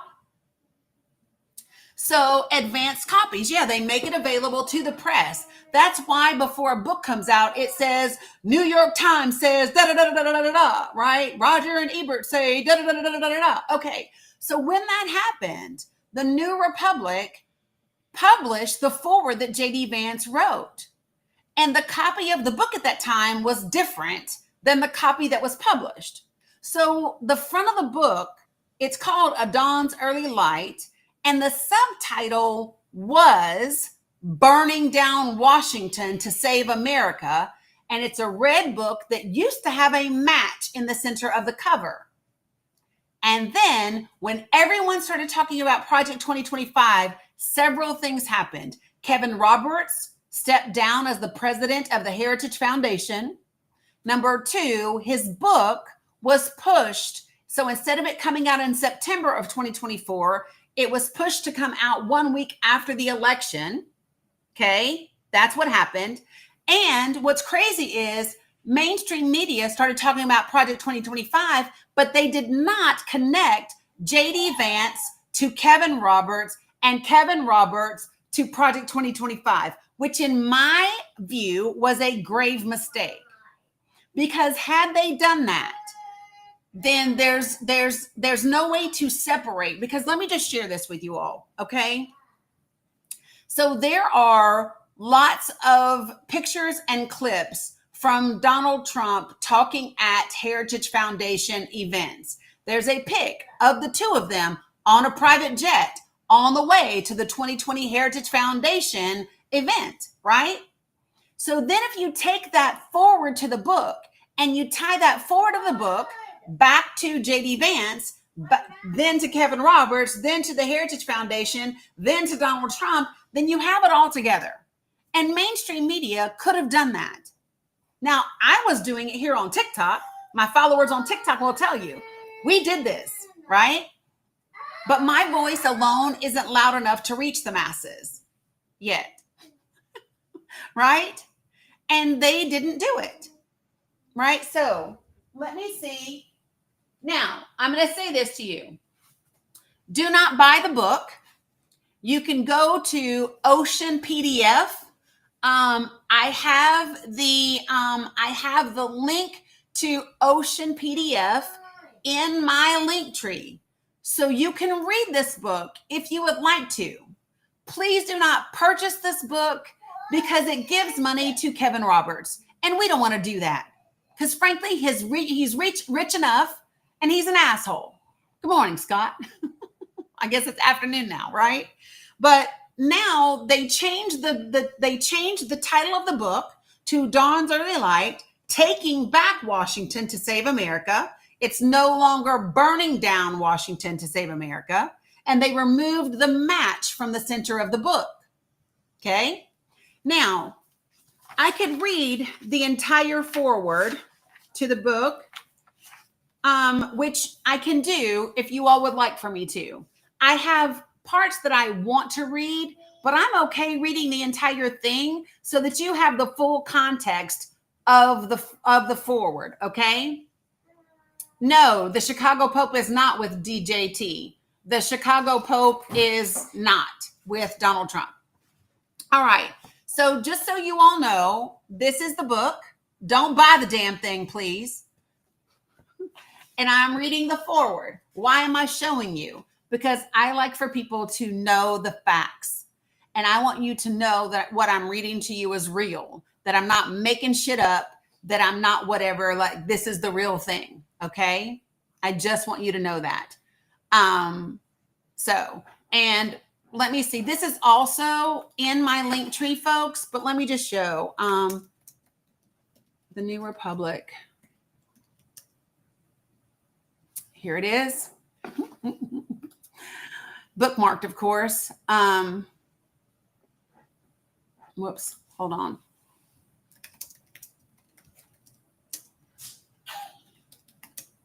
There it is.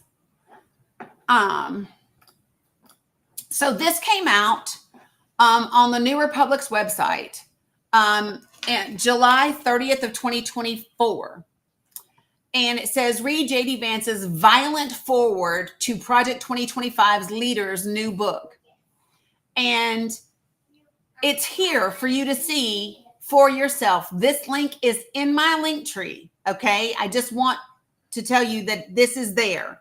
But I want you all to see. So TikTok, y'all know I can't share things with you all. But yes, baby. Let me have some dummies. What do I? You want some gummies? Yeah, what do I?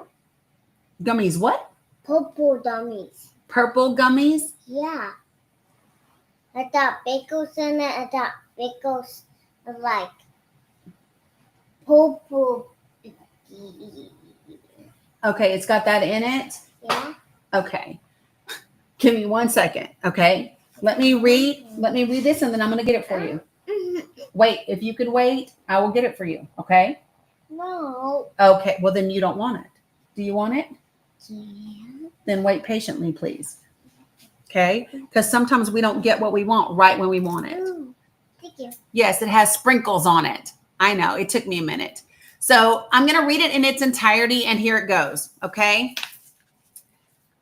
In the classic American film Pulp Fiction, John Travolta's character, recently returned from Amsterdam, observes that Europe has the same consumer goods as America, but there it's just a quote unquote little different. That's how I feel about Kevin Roberts' life. He grew up in a poor family in a corner of the country largely ignored by America's elites, but his corner was in Louisiana and mine in Ohio and Kentucky. Like me, he's a Catholic, but unlike me, he was born into it. His grandparents played an outsized role in his life, just as mine did. And now he works far from where he grew up, just a few steps from my office in Washington, D.C. He is the president of one of Washington's most influential think tanks, and I'm a U.S. Senator. Now he has written the book you hold in your hands, which explores many of the themes I've focused on in my own work. Yet he does so profoundly with a readable style that makes accessible its real intellectual rigor. Never before has a figure with Robert's depth and stature within the American right, and by the way, American right is capitalized, tried to articulate a genuinely new future for conservatism. The Heritage Foundation isn't some random outpost on Capitol Hill. It is and has been the most influential engine of ideas for Republicans from Ronald Reagan to Donald Trump. Hey, Dr. DeVoe, how are you? Tighten it down, please. Sorry. He really did start with Pulp Fiction. So for those of you all, we've been talking about Justice Roberts, Pope Leo XIV, and we are now reading the foreword to Kevin Roberts' book that J.D. Vance wrote. Kevin Roberts was the president of the Heritage Foundation, right? Yes, correct. And that's what we were talking about earlier, Carol. In my opinion, this new pope is known for his positions on inclusiveness, on helping people in poverty, of being pro-migration, and pro-environment. Like, that's what he's known for.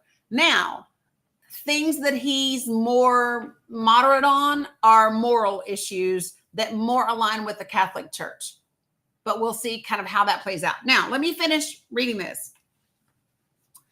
Never before has a figure with Robert's depth and stature within the American right tried to articulate a genuinely new future for conservatism.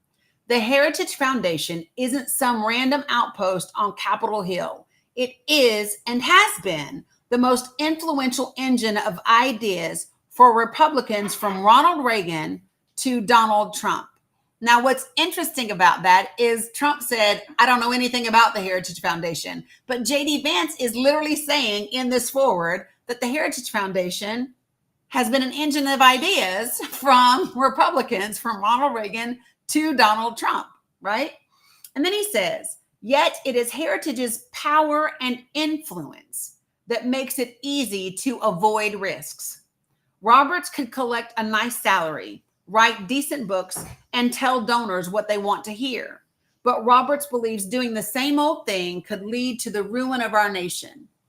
If you've read a lot of conservative books or think you have a good sense of the conservative movement, I suspect the pages that follow will be surprising, even jarring.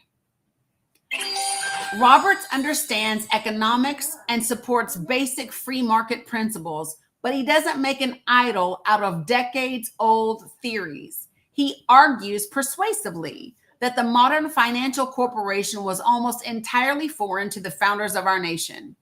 The closest 18th century analog to the modern Apple or Google is the British East India Company, a monstrous hybrid of public and private power that would have made its subjects completely unable to access an American sense of liberty. The idea that our founders meant to make their citizens subjects to this kind of hybrid power is ahistorical and preposterous. Yet too many modern conservatives make such an idol out of the market that they ignore this. A private company that can censor speech, influence elections, and work seamlessly with intelligence services and other federal bureaucrats deserves the scrutiny of the right, not its support. Now, does that not apply to Elon Musk and Starlink?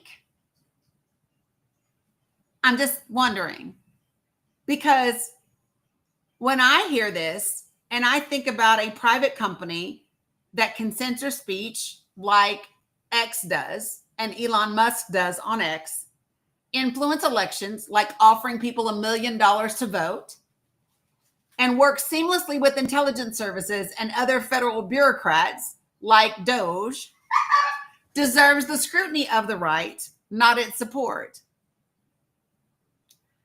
Roberts not only gets this at an instinctive level, he can articulate a political vision to engage in that scrutiny effectively. Roberts sees a conservatism that is focused on the family. In this, he borrows from the old American right that recognized correctly, in my view, that cultural norms and attitudes matter. We should teach them that marriage isn't just a contract, but a sacred and, to the extent possible, lifelong union. This is J.D. Vance we're talking about right here. These are J.D. Vance's words, not Danny's words. We should discourage them from behaviors that threaten the stability of their families. But we should also do something else. Create the material circumstances such that having a family isn't only for the privileged. That means better jobs at all levels of the income ladder. That means protecting American industries, even if it leads to higher consumer prices in the short term. This is J.D. Vance telling you what they are going to do and that you're going to have to pay higher prices in the short term. The tariffs were the plan, people, and they knew that you were going to foot the bill. He's saying so in the forward. This is what it says. We should also do something else. Create the material circumstances such that having a family isn't only for the privileged. That means better jobs at all levels of the income ladder. That means protecting American industries, even if it leads to higher consumer prices in the short term. That means listening to our young people who are telling us they can't afford to buy a home or start a family, not just criticizing them for a lack of virtue. Roberts is articulating that virtue and material progress go hand in hand.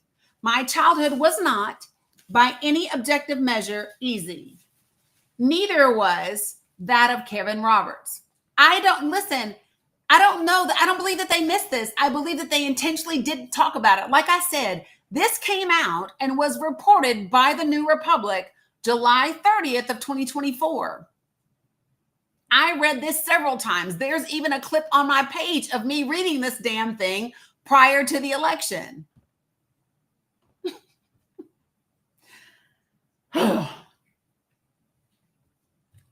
He says, neither was that of Kevin Roberts.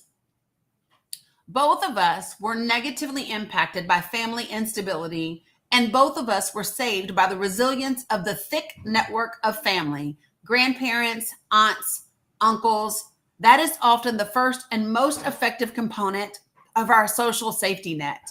Both of us saw, I did hear that, Bruno. I'm not to that one yet, though. Both of us both of us saw how a factory leaving a town could destroy the economic stability that provided the foundation for those families. What? Your snack? Yeah. Girl, you can't take your snack in the bathroom. You got to eat your snack out here. The bathroom has germs. Okay. It'll be right here when you get done. Sorry, y'all. Okay. And both of us learned to love the country that gave both of us and our families second chances, despite some bumps along the way.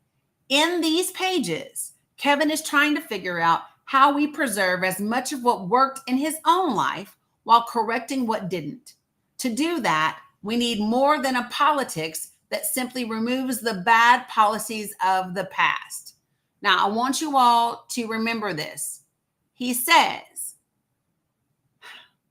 we have to do more than simply remove the bad policies of the past. We need to rebuild. We need an offensive conservatism, not merely one that tries to prevent the left from doing things we don't like. Here's an analogy I sometimes use to articulate what the previous generation of conservatives got right and wrong. It has imperfections, of course, and many weeds. Yes. Good gosh. Can somebody give me a quick break? DeBoss or Jen, I need to help Mila in the restroom, and then I can finish this part because this is the important part. So don't leave. Stay here so you can hear it. But I need to help the child.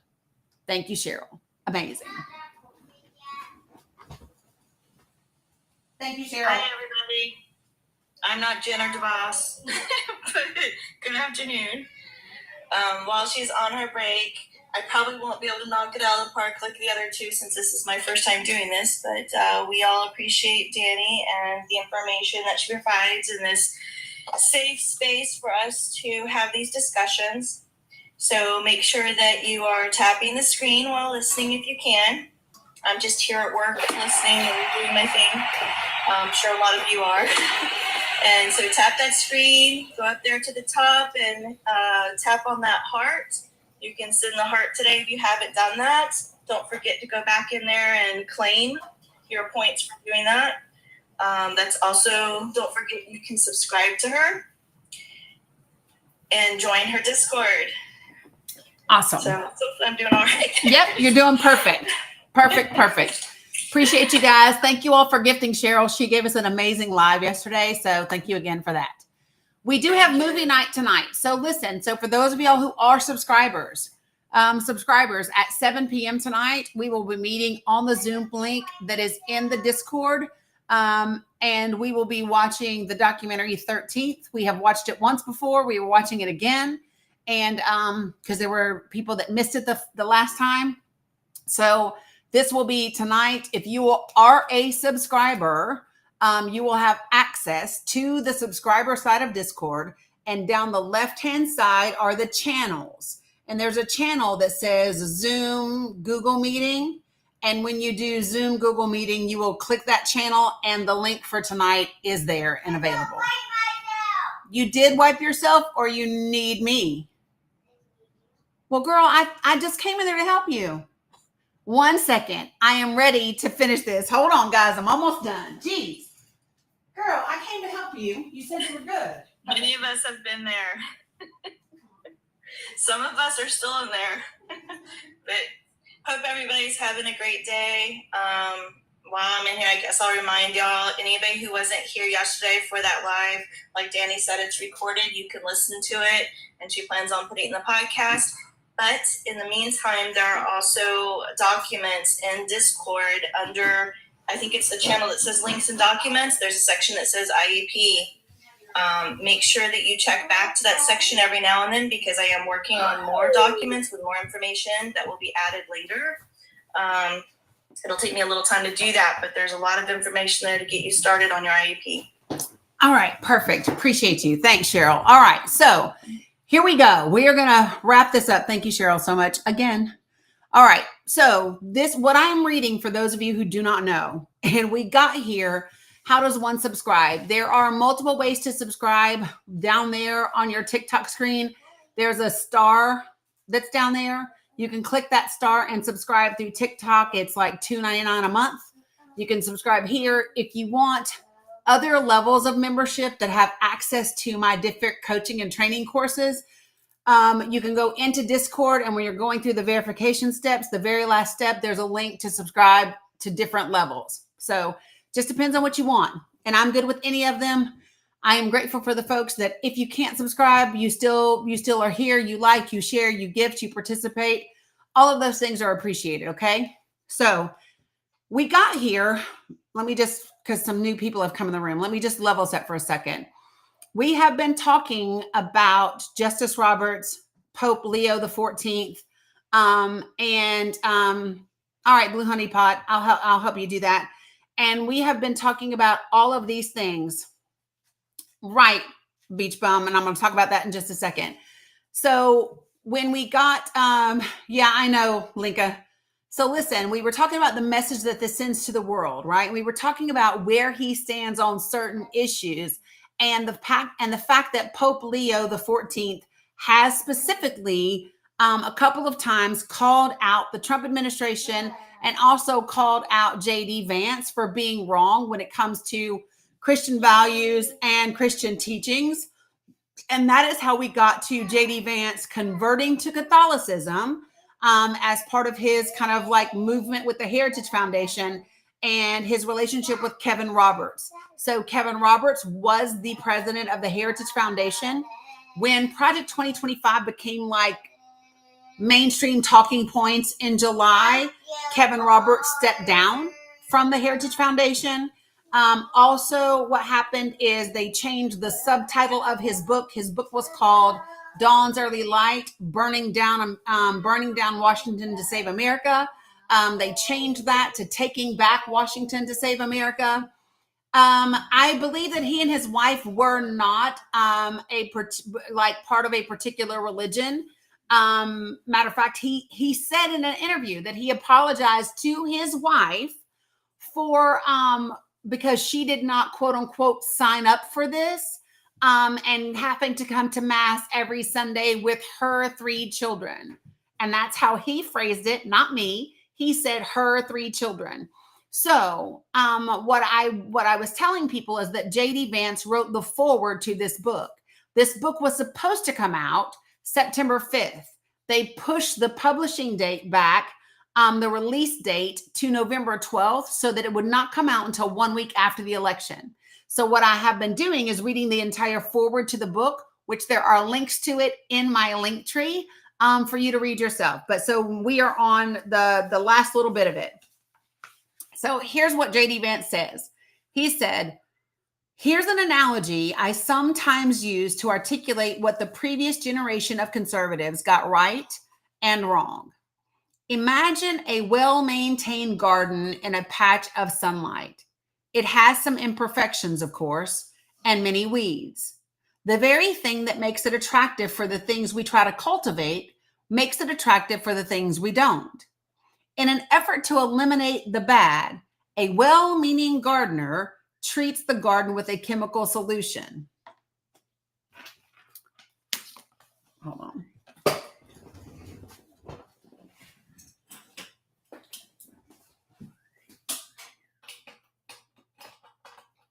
TikTok, I was about to lose y'all with a phone that is about to die. Okay. A well-meaning gardener treats it with a chemical solution. This kills many of the weeds, but it also kills many of the good things. Undeterred, the gardener keeps adding the solution. Eventually, the soil is inhospitable. In this analogy, modern liberalism is the gardener. The garden is our country, and the voices discouraging the gardener were conservatives. We were right, of course. In an effort to correct problems, listen to this part, some real and some imagined, we made a lot of mistakes as a country in the 1960s and 1970s. Now, I'm going to pause right there because this is where it's important to hear what he says. He said that some of the problems that we attempted to correct in the 60s and 70s, some were real and some were imagined. And he said that we made a lot of mistakes as a country in the 1960s and 1970s. Now, when you think about the 60s and 70s, what happened? We had the civil rights movement. We had the ability to FOIA the government. We had legislative transparency. We had the Fair Housing Act. We had a lot of movement around women and minorities in the 60s and 70s. And so JD Vance says we need to, and listen what he says, To bring the garden back to health, it is not enough to undo the mistakes of the past. The garden needs not to just stop adding a terrible solution, though it does need that. It needs to be recultivated. The old conservative movement argued if you just got government out of the way, natural forces would resolve problems. We are no longer in this situation and must take a different approach. As Kevin Roberts writes, quote, "It's fine to take a laissez-faire approach when you are in the safety of the sunshine. But when the twilight descends and you hear the wolves, you've got to circle the wagons and load the muskets," end quote. J.D. Vance says, "We are now all realizing that it's time to circle the wagons and load the muskets in the fights that lay ahead. These ideas are an essential weapon." Now, I read this several times. I read this and put a clip on TikTok. All right. Now, if you all aren't clear what Kevin Roberts means and who the people are that he's talking about in this book, I'm going to tell you, because he calls them out quite effectively, and he's very specific in identifying the people that he believes need to be undone. In the very beginning of the book, so let me just tell you, he calls the Democratic Party the party of destruction. He literally calls the Democratic Party the party of destruction. And he calls Republicans the party of creation.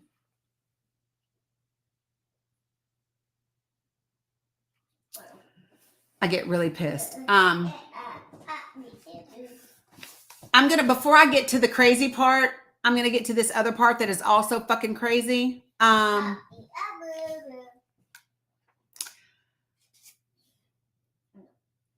To escape our current darkness, restore America's civic life, and take back our country for good, conservatives can't merely continue putting out fires. We must be brave enough to go on the offense, strike the match, and start a long, controlled burn.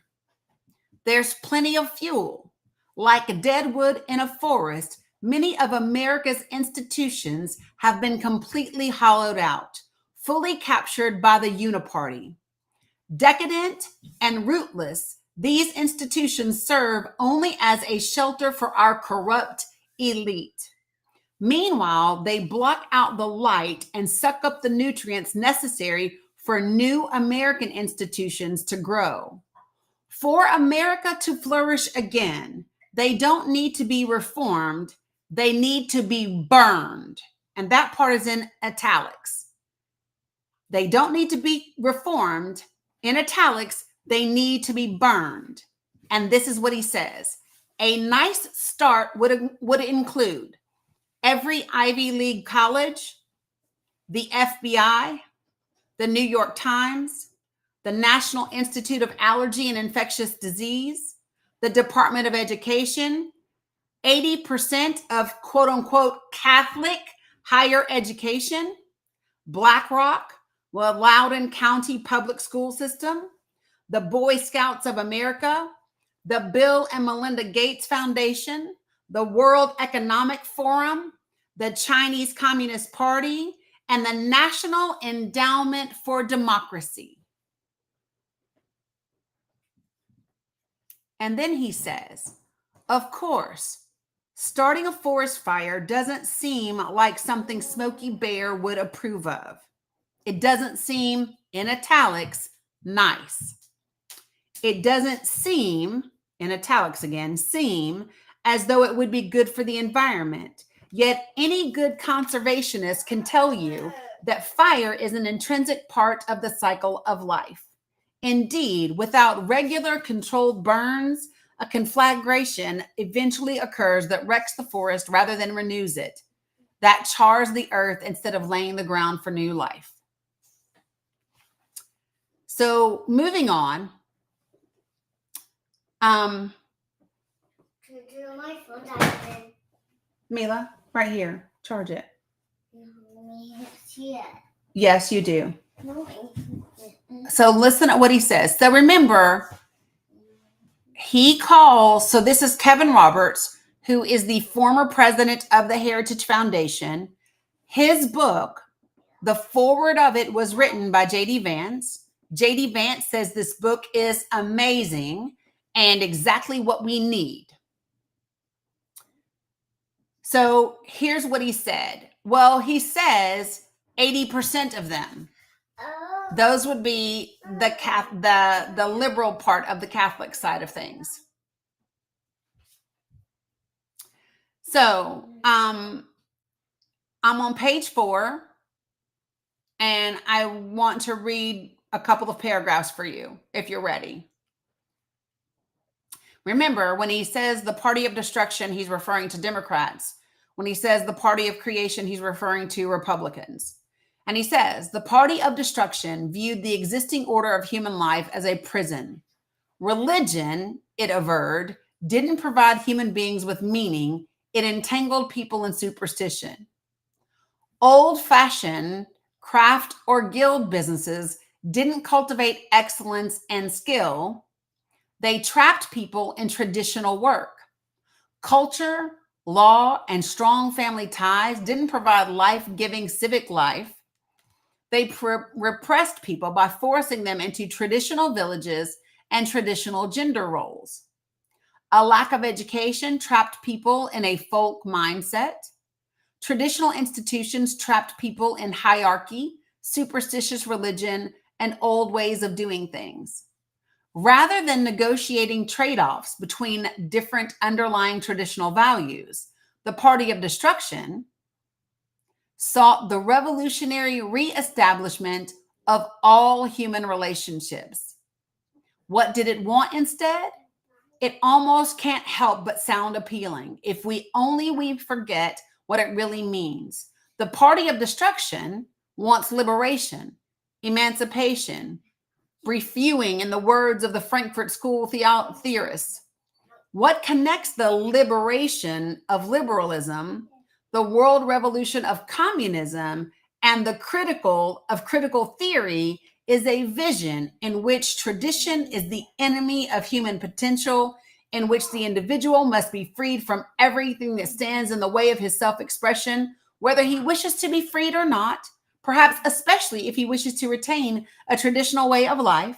The party of destruction is the enemy of the existing human order as such, the enemy of all human orders. Now, this is what Kevin Roberts is saying. This is what J.D. Vance endorsed. So he goes on to say, at least the communists didn't mince words, saying in the Communist Manifesto that, quote, communists everywhere support every revolutionary movement against the existing social and political order of things, end quote. But none of the other factions of the party of destruction has made much of an attempt to conceal their program. In fact, they're proud of it, with an exclamation point, he says. And here's the part I want you to hear clearly. But here's the most uncomfortable truth of all, he says. The parasites that have taken over so much of our country, pant-suited girl boss advertising executives, skittle-haired they-them activists, soy-faced pajama-clad work-from-home HR apparatchiks, Adderall-addicted dog mom diversity consultants, nasally voiced Ivy League regulatory lawyers, obese George Soros-funded police abolitionist district attorneys, hipster trust fund socialists are some of the least impressive people in the history of the world. The Uniparty would never have achieved what it has in this country without a degree of rottenness, of decadence, of torpor, of complacency already afflicting us. The first enemy we must face in our crusade to take back our country is within ourselves. I believe that our best days are in front of us. There are no shortcuts or silver bullets. America's restoration is a task that will require generational sacrifice and toil. The seeds of its renewal, however, are numerous and many are already in the ground. To see them sprout and watch them grow, we only need to strike the match and burn away the dead wood.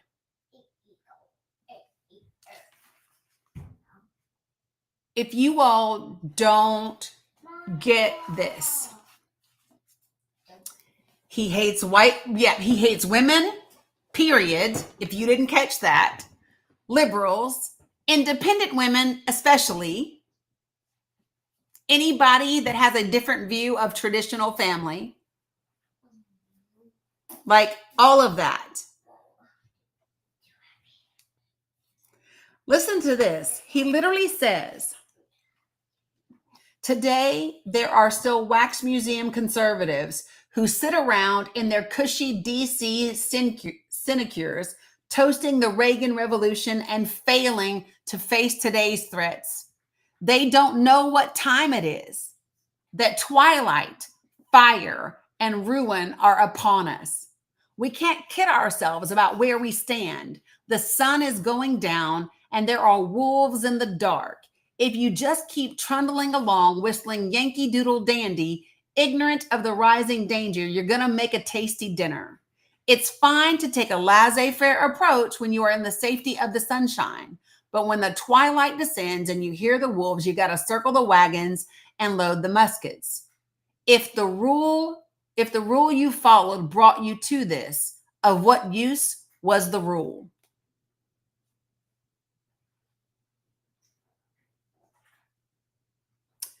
Listen to this. You all need to remember this. He says, I didn't set out to write this book because of all the doom and gloom in America today. Quite the opposite. It's true that in Washington, things look dire, but traveling around the country, talking to everyday Americans and community leaders all over has led me to a profound and hopeful conviction. We are going to win. And it's not going to be close. It's going to be a glorious restoration of the country. We're going to win because we're on the side of natural law, of reality, of deep-seated human instincts, which ideology and technology can defer for only so long, because hard times, when they come, exorcise soft living and comfortable beliefs. We're going to win because in the long run, excellent beats mediocrity, fecundity beats sterility, courage beats cowardice, justice beats false equality, truth beats lies, virtue beats vice, faith beats cynicism, and hope beats despair. We're going to win because the Uniparty's vision for America's future is at odds with reality, and it can only leech off what better men built before. And because the Uniparty is increasingly hostile to meritocracy and talent, it is driving the best men and women America has to our side on account of their skin color or their creed.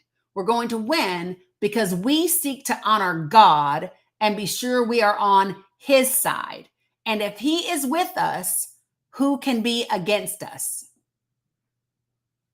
No, this is not the sequel to Project 2025. This is the author. This was the head of the Heritage Foundation. So the question is, he said, the question is not whether God-fearing, liberty-loving Americans will once again rule from sea to shining sea.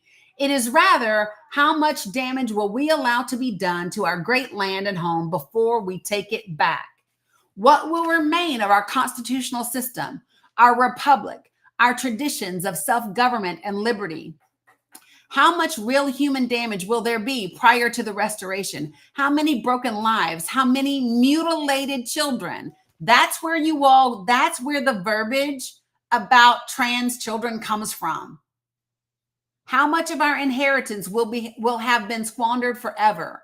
If we're going to rescue our great American institutions, we need a radical plan. We need to get back to our roots.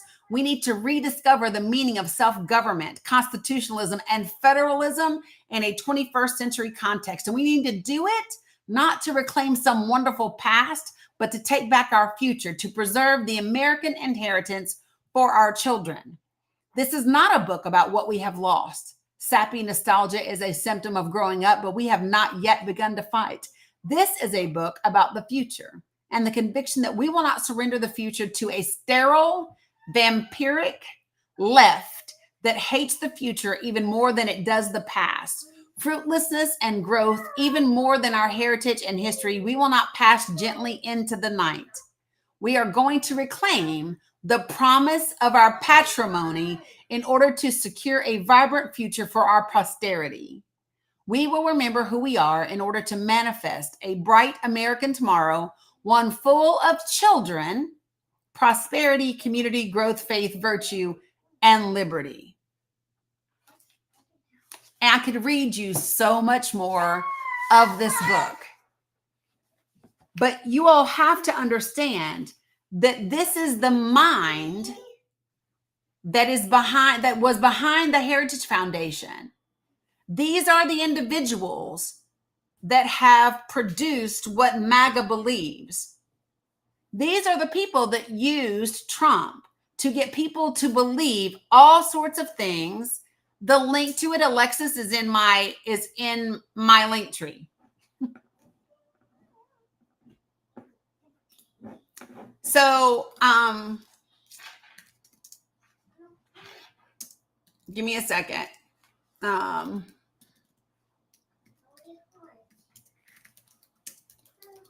So if you go to Ocean of PDF, you will see Kevin Roberts' Dawn's Early Light. It is there. When you click it, you can download the PDF.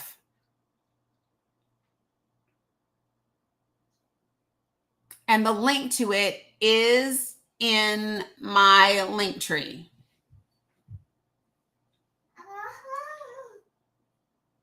I need you all to think about this. Like, seriously, think about this.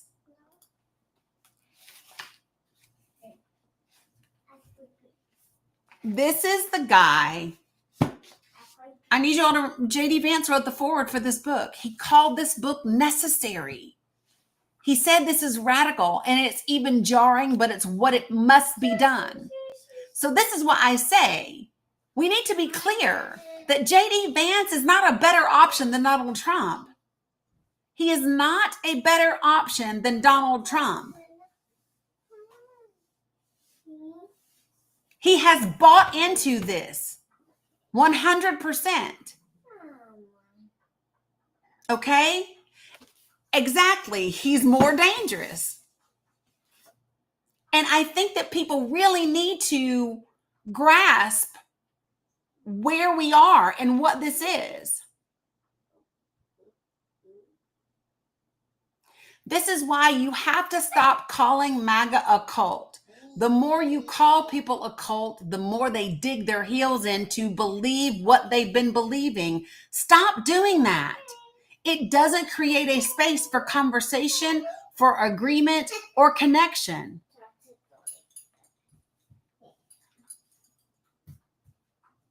I'm so serious when I say this to you all. You have to stop saying, "Oh, you're a cult. You guys are so dumb. They don't know what's good for them." Stop doing that. Yes, the Heritage Foundation is who pushed Trump to pick J.D. Vance. 100%. 100%. J.D. Vance was not Donald Trump's pick. He was the Heritage Foundation's pick.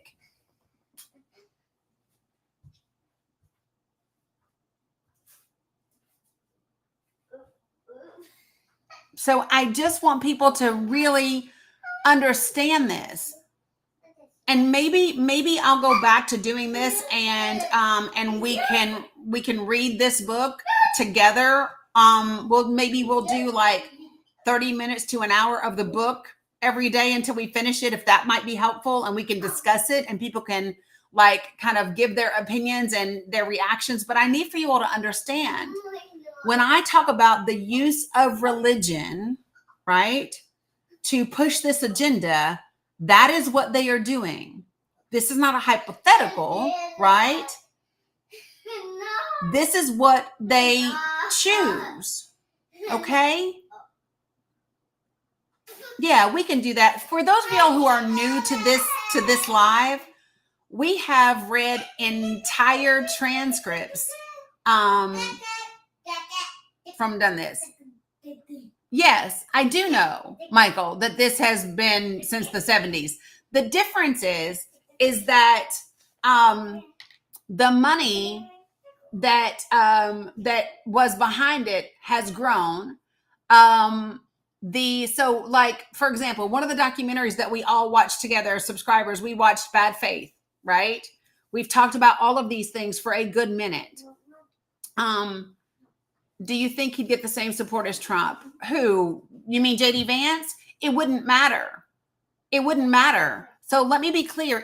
So let's just say that Trump got impeached and he was removed. First of all, if he gets removed and JD Vance serves less than 2 years, that means JD Vance can serve 2 more full terms.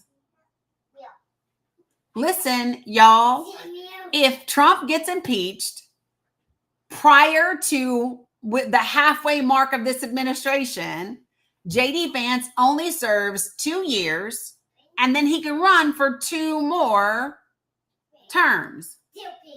Okay? Is he as popular? No, but here's what he is. And we found this to be true in the Signal chat that Pete Hegseth was in with the damn journalist. So listen, what did JD Vance say in that Signal chat? He said, hey, I'm willing to go along with whatever the group consensus is, but I don't think that Trump understands A, B, C, D, X, Y, Z, and we could push this off for 30 days and still have the same effect and have better messaging.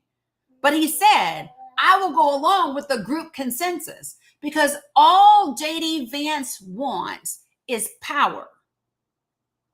That's it. He has given up the totality of who he is to get this position. Yes, baby. Yeah, go get some yogurt. You can have some.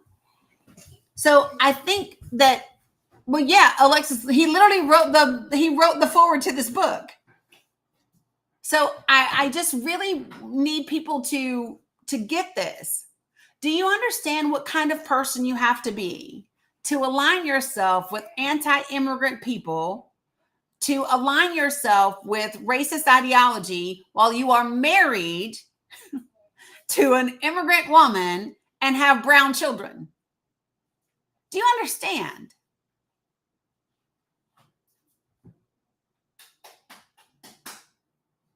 And just, I'm just saying, it's the truth. Do you understand what kind of man you have to be? What kind of human being you have to be? It's not just about going from being a never Trumper to a Trumper.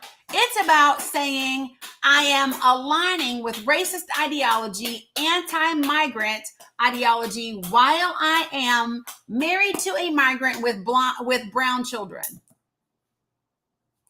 And let me just say this. I keep saying this. When people say, I'm married to a black person, or I adopted a black child, let me just be clear, folks.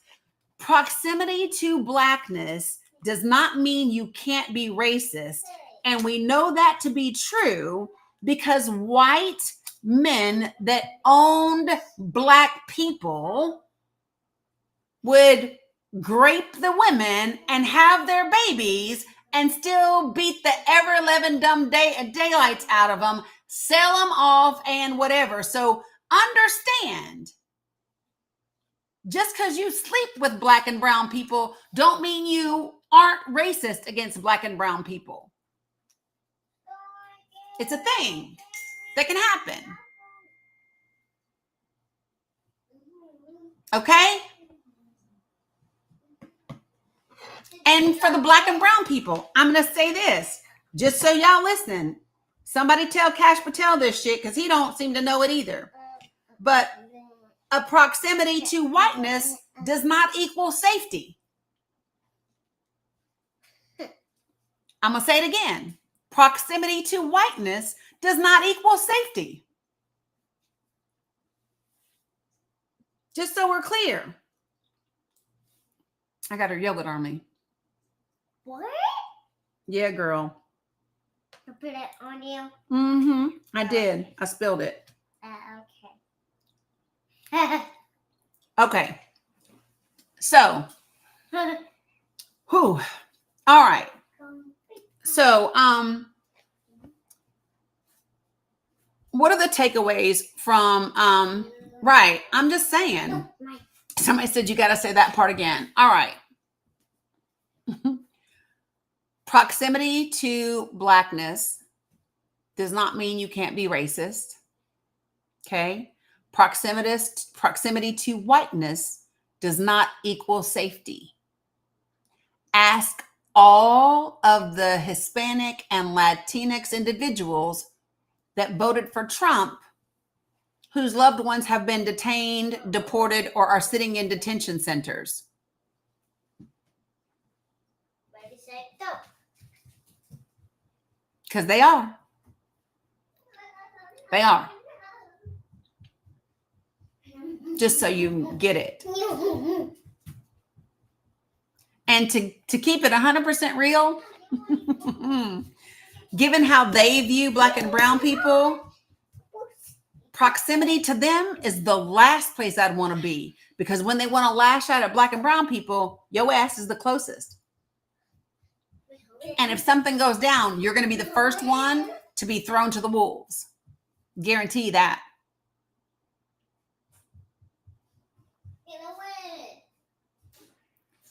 So, all right. So here's what we will do. We will, in fact, continue to read. So a judge orders release on bail for the Tufts student. Do y'all know how tired she is? She is running in a loop around the entire apartment, just delirious.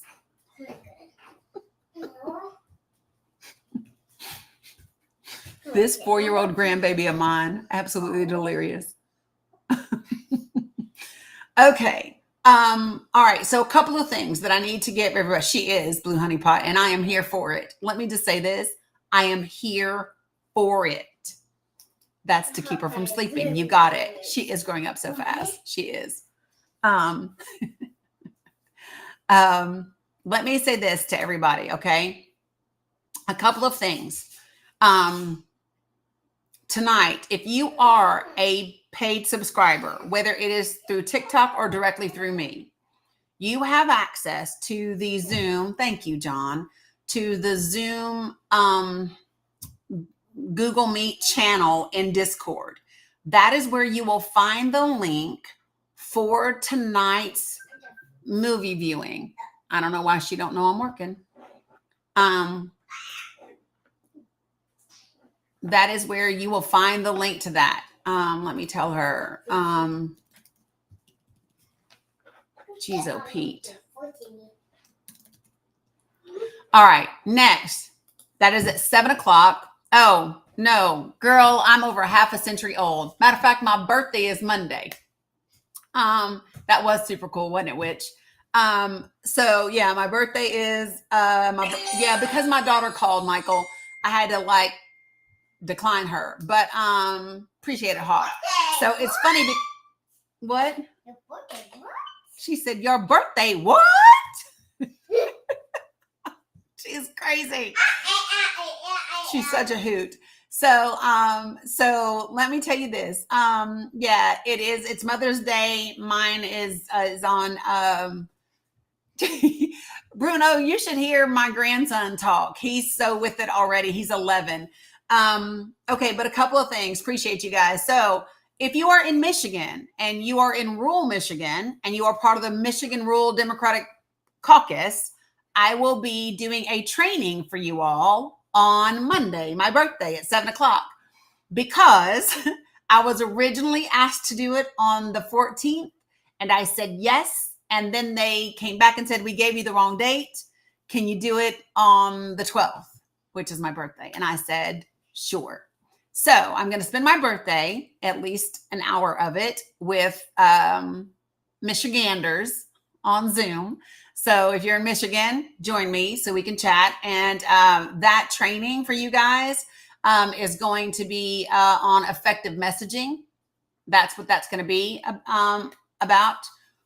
When you say, what's my background, what do you mean?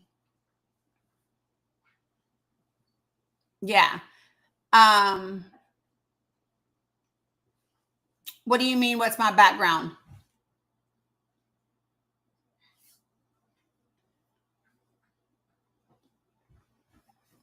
Politically?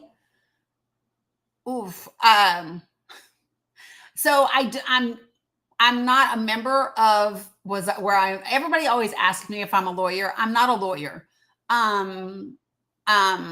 I just play one on TV. No, I'm just kidding.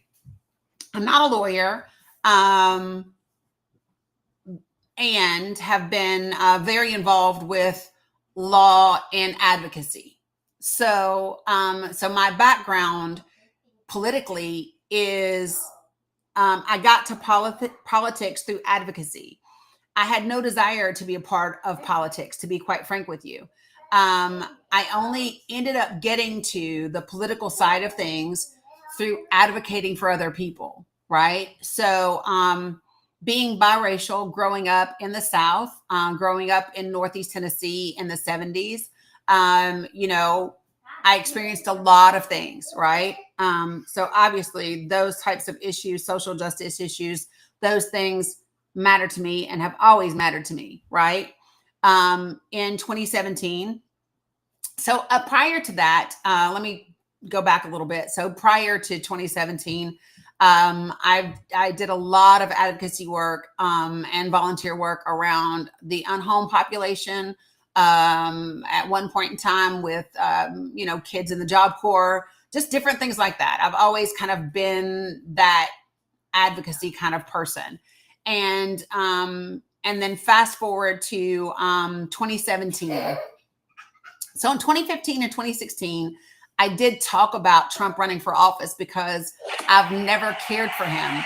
I've always known about his background and the allegations that have been made about SA and things like that, and the court cases and all of those things, right? So, thanks, Julian. And so I've talked about that stuff, but I was never like into politics. And then in August of 2017, my second grandchild was born, my first granddaughter, Bella. And she was born at 26 weeks, 1 pound, 3 ounces. And she was in the NICU for 91 days.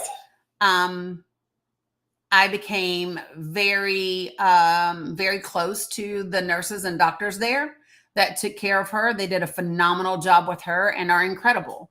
And so at the time, I've always been active on social media, just not TikTok until this past summer when my daughter asked me to. And so fast forward 1 year, the nurses from the NICU, a couple of them reached out to me, appreciate you, Astrid, and said, we don't know what's happened. Something with our hospital has changed and they're going to close the NICU. Long story short, and I mean really long story short, they said that they didn't know of anybody else that might be able to do something that had any type of following where, you could educate people or whatever. So over the next 5 days, I discovered what a COPA is, what a certificate of public advantage is, which is a legal mechanism that your state legislature can use to create medical monopolies where you live. And I began to understand exactly the impact that politics has on policy and people. And that led to me organizing community forums and town halls and, getting people to understand what had happened and how they had lied to them about what this was and all of that. And I mean, like our first town hall organized just through Facebook, like 250 people turned out. The next one, which was a month later, the Department of Health had to actually change the venue because they had a room that would hold 50 people. And I had created a Facebook event and 500 people RSVP'd. And we damn near filled the room. The capacity was 500 and we had about 450, 470 people that showed up, right? That ended up leading to finding out that there was a connection between the Tennessee Department of Health, the legislature, and the medical monopoly. And so May 2nd of 2019, I packed a backpack, my laptop, a sleeping bag, and a couple of homemade signs that I had. And no, he's not, Jenny R. You're incorrect. And then I drove over to the hospital where I had given birth to my daughter and where she had given birth to my granddaughter. And I sat down on a public right of way and I went live on Facebook and I said, I'm not leaving until something changes. I welcome people to join me if they wanted to. By noon, about 50 people were outside with me. And over the course of the next 9 months, we were out there. Some days there were 10 of us. Some days there were 50 of us. Some days there were 70 of us. But we were out there for 257 days, 24 hours a day, 7 days a week, from May 2nd of 2019 to January 13th of 2020. And then, so I've gone before the FTC and done all kinds of stuff. And we gathered almost 30,000 local signatures during that time. And we took them to Congress and we took them to the FTC, and all of that. And since then, I've worked really hard to let people know what's happening in their legislatures with their politicians, the things that are being done that hurt regular people. And that's just kind of grown from there. And then my background is marketing, communications, all of that. I have a lot of diverse experience. I'm also a veteran. And then that developed into me working with individuals, organizations, and some Democratic organizations to help with messaging and strategy or talking to groups of people about how to effectively organize and that sort of thing. And then in July of last year, my oldest daughter said, Mom, please get on TikTok. There's a lot of people talking about the election. They don't know half of the things, blah, blah, blah, blah, blah. Please do that. And I did. And we grew very quickly. We have a tremendous community. There's over 650 some people in our Discord. As you can see here, there's about 450 TikTok subscribers. And then there's another 50 or so that are subscribed directly through me. And, when I was in Charlotte, North Carolina, before all of that, that's when I did a lot of the stuff with our unhomed population and all of that. Slept on the streets with some homeless folks because I wanted to really understand what their experience is. So in February of 2017, before Bella was born, I spent the entire weekend outside with these two guys that I'd gotten to know. And because I organized some folks and we would go up to, if you know anything about Charlotte, we would go uptown to Trade and Try On. And we would give out backpacks that were full of all types of supplies and snack bags and hygiene kits and whatever, and blankets and coats and whatever. So that was our thing. And then two of those guys, one of them had a colon that ruptured and an open wound with a wound vac and all of those things. And they were going to send him to a rehabilitation center that was a 1-star facility. I didn't want him to go there. So I was in a 2-bedroom duplex at the time and by myself. So I cleaned out my spare room. 2 of the teenagers that were at workshops that I did donated twin beds. And so I moved those 2 guys in with me for about 6 months. And in the course of 6 months, Mike went through about 5 surgeries. So I learned how to clean out colostomy bags and clean poop out of wounds and and all the things and whatever. So like I said, when people ask me, like, what do I do? It's a very hard, thing to say. My favorite thing to do is to work on messaging and communication and how to talk to each other, how to carve out space for communication and connection. How do we do that and not be divisive and all of that? And so, right, Hawk, just do what's necessary. I don't really think about it, you know, and so, so that's just what we do. That's what I do. And, you know, so yeah, so that's it. So right now, anybody that wants me to come do that type of thing, do a speaking engagement, do a training or a workshop, I'm down. You can hit me up. We'll work it out. And I don't know where you put it, babe. And then the other thing that I do here for you all. My phone. I don't know, baby. Hold on, I will. I'm getting done right now. So let me just say this. We do free workshops here. I do free workshops for people. We have one that is next week. It is May the 14th. I'll answer that question in just a second, Michael. So it's May the 14th. The link to RSVP for that training, I've entitled it a Good Trouble Training. Because we will talk about how to organize, how to do town halls, how to do effective messaging, how to create great materials that we can hand out, infographics, things like that, yard sign ideas. All of that is the 14th. So you can RSVP to attend the workshop. It is free by the link that is in my link tree. Oh, I love me some John Lewis, Michael. So here's the thing. You can't undo do I ever work with other creators? Sometimes, like I did before the election, like I worked with Pickles and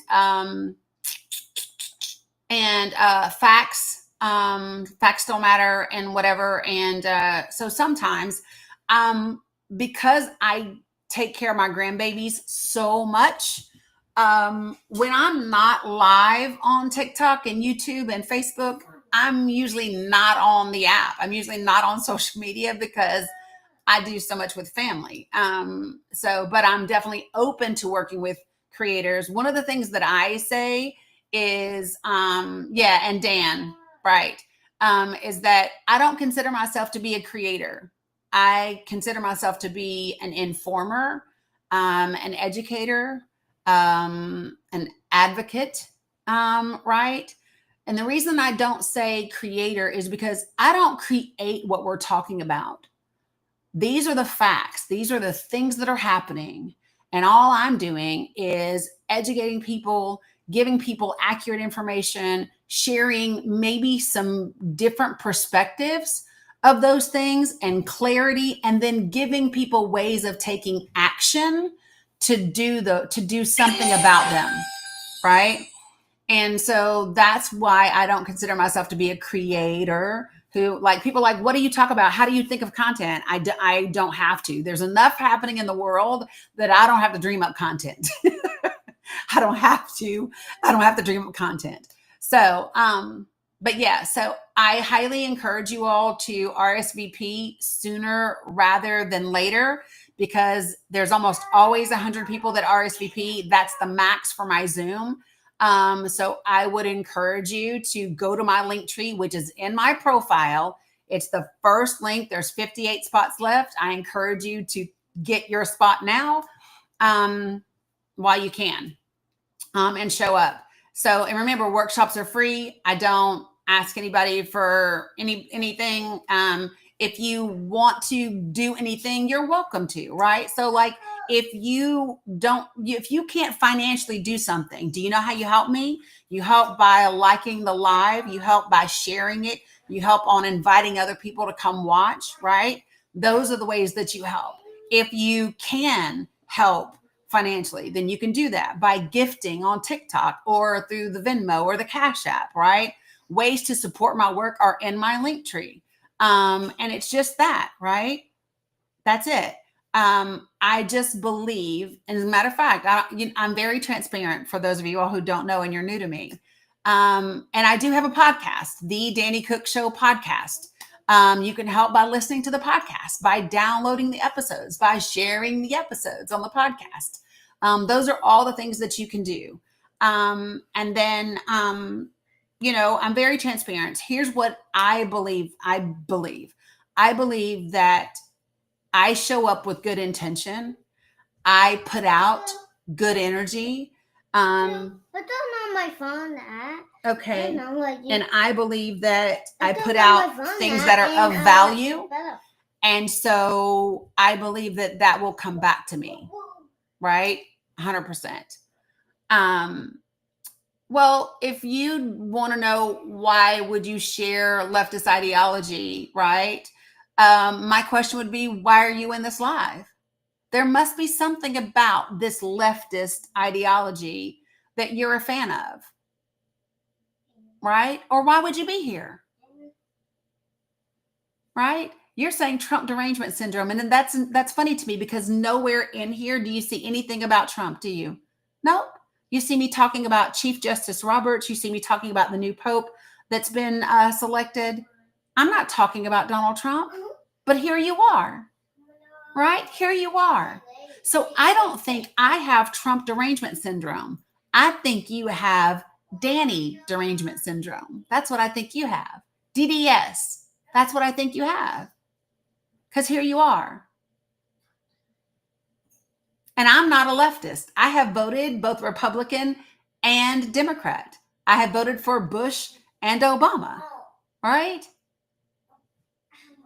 But yeah, I think I'm going to make a sticker for TikTok that says DDS, just for the trolls. DDS. You have Danny derangement syndrome.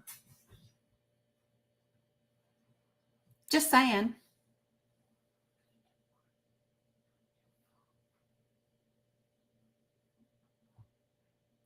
Oh, sweetheart, I don't have to block you. I don't have to block you at all. God love your heart. You just want to be seen. You need attention. So in my world, we call that baby carrot energy. That's what we call it. When someone wants to come, they don't want to actually engage in productive conversation. When someone comes and they just want to troll and they just want to whatever, we just call it baby carrot syndrome. Because real people who are quality human beings, people that have something productive to say, they come and they participate in the conversation, even if we have a difference of opinion, right? They'll get up on this panel and we'll talk about my position and your position. We'll talk about facts. We'll talk about sources. We'll talk about all of those things, right? But you're not one of those people. And that's okay. And that's okay. Sweetheart, I'm always relevant. With or without Donald Trump, I'm always relevant. See, unlike you, I don't have a self-esteem issue. Only people who troll have self-esteem issues. I don't have that. I'm fucking amazing, in case you did not know. But you do know. That's why you're here. Yeah, you do know. That's why you're here. And it's okay. I have some of you guys that like to come frequently. And do you know what I think it is? I think you come because secretly there's a part of you deep down in your soul that wants to be converted. That's what I think. There's something in you that wants what I'm giving here. And I'm happy to meet you where you are. Now, if you would like to join the panel, you're welcome to do that. But if not, that's okay. That's okay. Okay, so it is almost 2:00. Y'all know what time that means. That means it's almost time for my other two grandbabies to get here and in from school. So I'm going to have to check out how you're trying to sign up for your Zoom. So, you don't have to sign up for the Linktree, Michael. All you got to do is if you go to my TikTok profile and you hit my Linktree, okay? The very first link in my Linktree, it says Good Trouble Training, Danny Cook. You click that. When you click that link, it will take you to my Calendly, and May the 14th will have a circle around it. It'll be like a blue circle. You click that, and then you just reserve your spot and fill it out. That's all you got to do.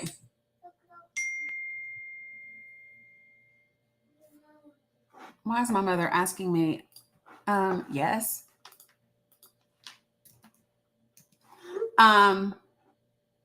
So yeah, so that's all you got to do. You got it? Okay, awesome. Okay, what else was I getting ready to say? You signed up? Love that, Chelsea. Okay, Blue Honey Pot, I can do that. Okay, so, and don't forget, if you're a subscriber, do not wait until the last minute to get into the subscribers Discord and find the Zoom link for the documentary viewing tonight, because Phantom, our Discord leader, is gone on a cruise for his birthday, and he will not be there to help. And it's not fair to the moderators to leave it till the last minute, and then they're trying to kind of get you in. Make sure you do your due diligence. We are watching 13th tonight, Laura. We are watching the documentary 13th. For those of you all who aren't subscribers and you're not going to be on the Zoom to watch it with us, no worries. You can watch it on Netflix or on YouTube. It's 13th, like the 13th Amendment. It's 13th documentary. Watch it, and we'll be discussing it. It's at 7 o'clock tonight for the subscribers. We will be watching 7 o'clock tonight. So when the babies get here, I promised Bella we would bake some cookies first. So we're going to bake some cookies, and I'm going to spend some time with them. That way I can give you guys some more time at 7 o'clock Eastern Standard Time. Yep. And it is a great movie. We've done this viewing once. We're going to do it one more time. Future ones will also be stamped from the beginning. We've done A Storm Foretold, which I believe we should probably do again. We've done Bad Faith. We've done The Apprentice. We've done Unfit. We've done a lot of different documentaries, and we continue to do that as subscribers. So, okay. I appreciate everybody tremendously. Thank you guys for participating, for supporting in every way that you have and that you do. And I will see you all tonight. If you are a subscriber, I will see those of you on TikTok tomorrow. Appreciate you very much. Have a great weekend. Happy Mother's Day to all the peeps, although I will be live again before then. So we can say it to each other again. She's getting loud because she's exhausted. I'll see you guys later. Love you back. See you later, guys.